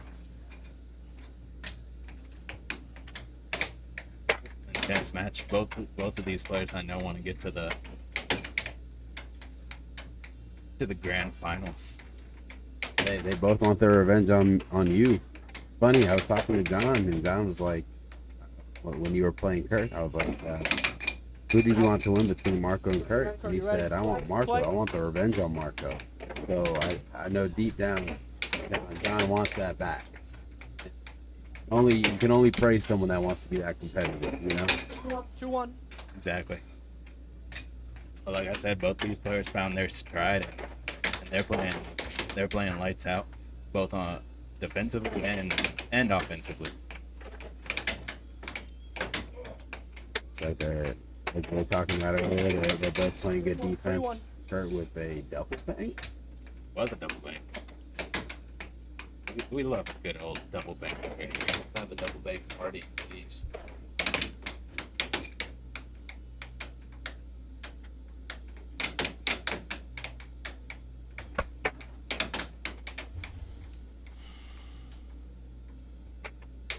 Kurt setting up a cut. John with a good defense.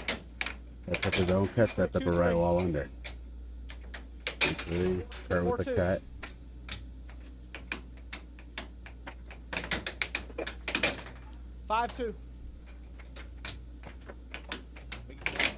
predictions in the chat so far. Both players are playing their A game. 3-5. 3-5. This is a big possession for John. John needs a good defensive stop here. Big possession. Up 8.3. 6-3. All right, let's clean offense, a great cut.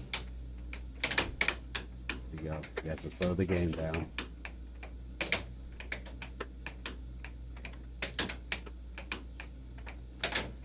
Wow. 5 game point. What a 1-2. The pacey 1-2? Yeah. 1-2. We want a 6-6. That's what we want.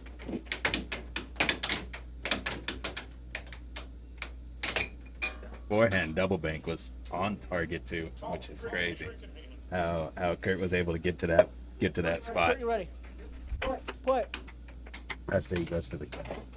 He did. He did go for the cut. Cross. Good way to end the game. He hasn't shot one cross this entire set actually. Really, that was his first cross. It might have been, and I might be wrong, but I don't know. I haven't seen him shoot one cross yet. He might have set a couple off goal crosses, but yeah. 2-1. Kurt.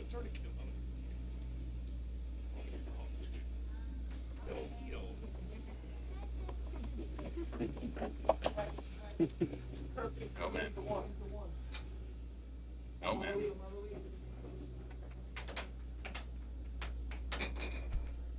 Seems like he hit another cut.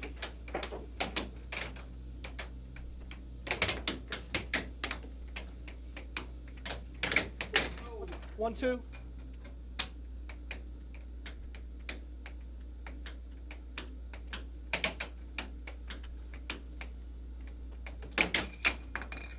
Still in play. 2-0 Kurt currently. Puck is off. Kurt, you ready? Play. 2-2. Okay, now it's 2-2.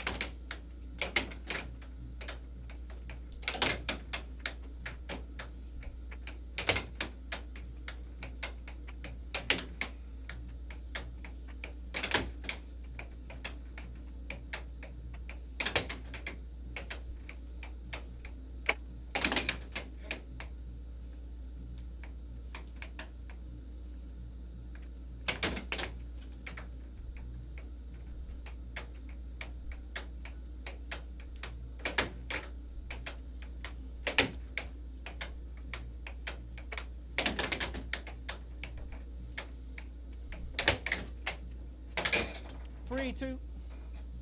3-2 Kurt. Over. Yeah. John, you ready? Play.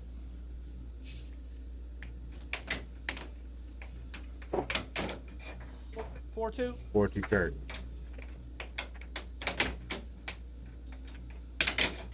5-2. 5-2 Kurt.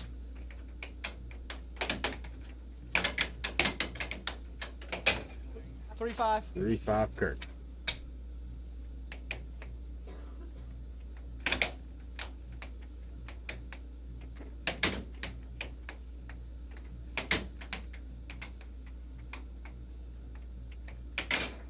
Game point 3.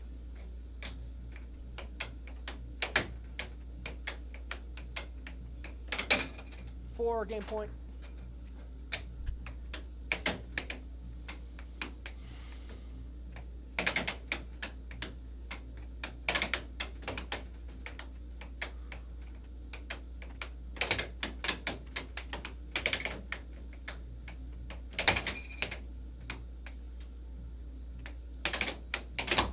Lots of mallet.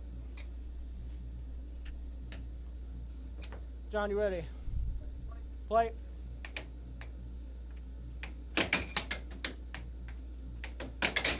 7-4, Kurt. 7-4 Kurt. Sorry for that technical difficulty. 3-1. It's stuck on the replay for that one game. You pressed it twice? No, he only pressed it one time. He pressed it twice. I mean, I pressed the final shot replay, and I guess what I did was I pressed game 2. Like I flipped the sides. Yeah, you can't press anything when you press after the replay. You have to wait for the replay. Ah. My apologies. Hey, okay. Yeah, I turned replay off.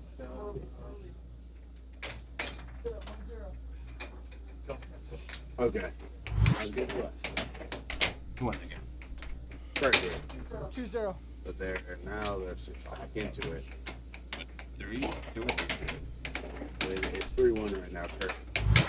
1-2. It's 1-1 in the game. 3-1 Kurt.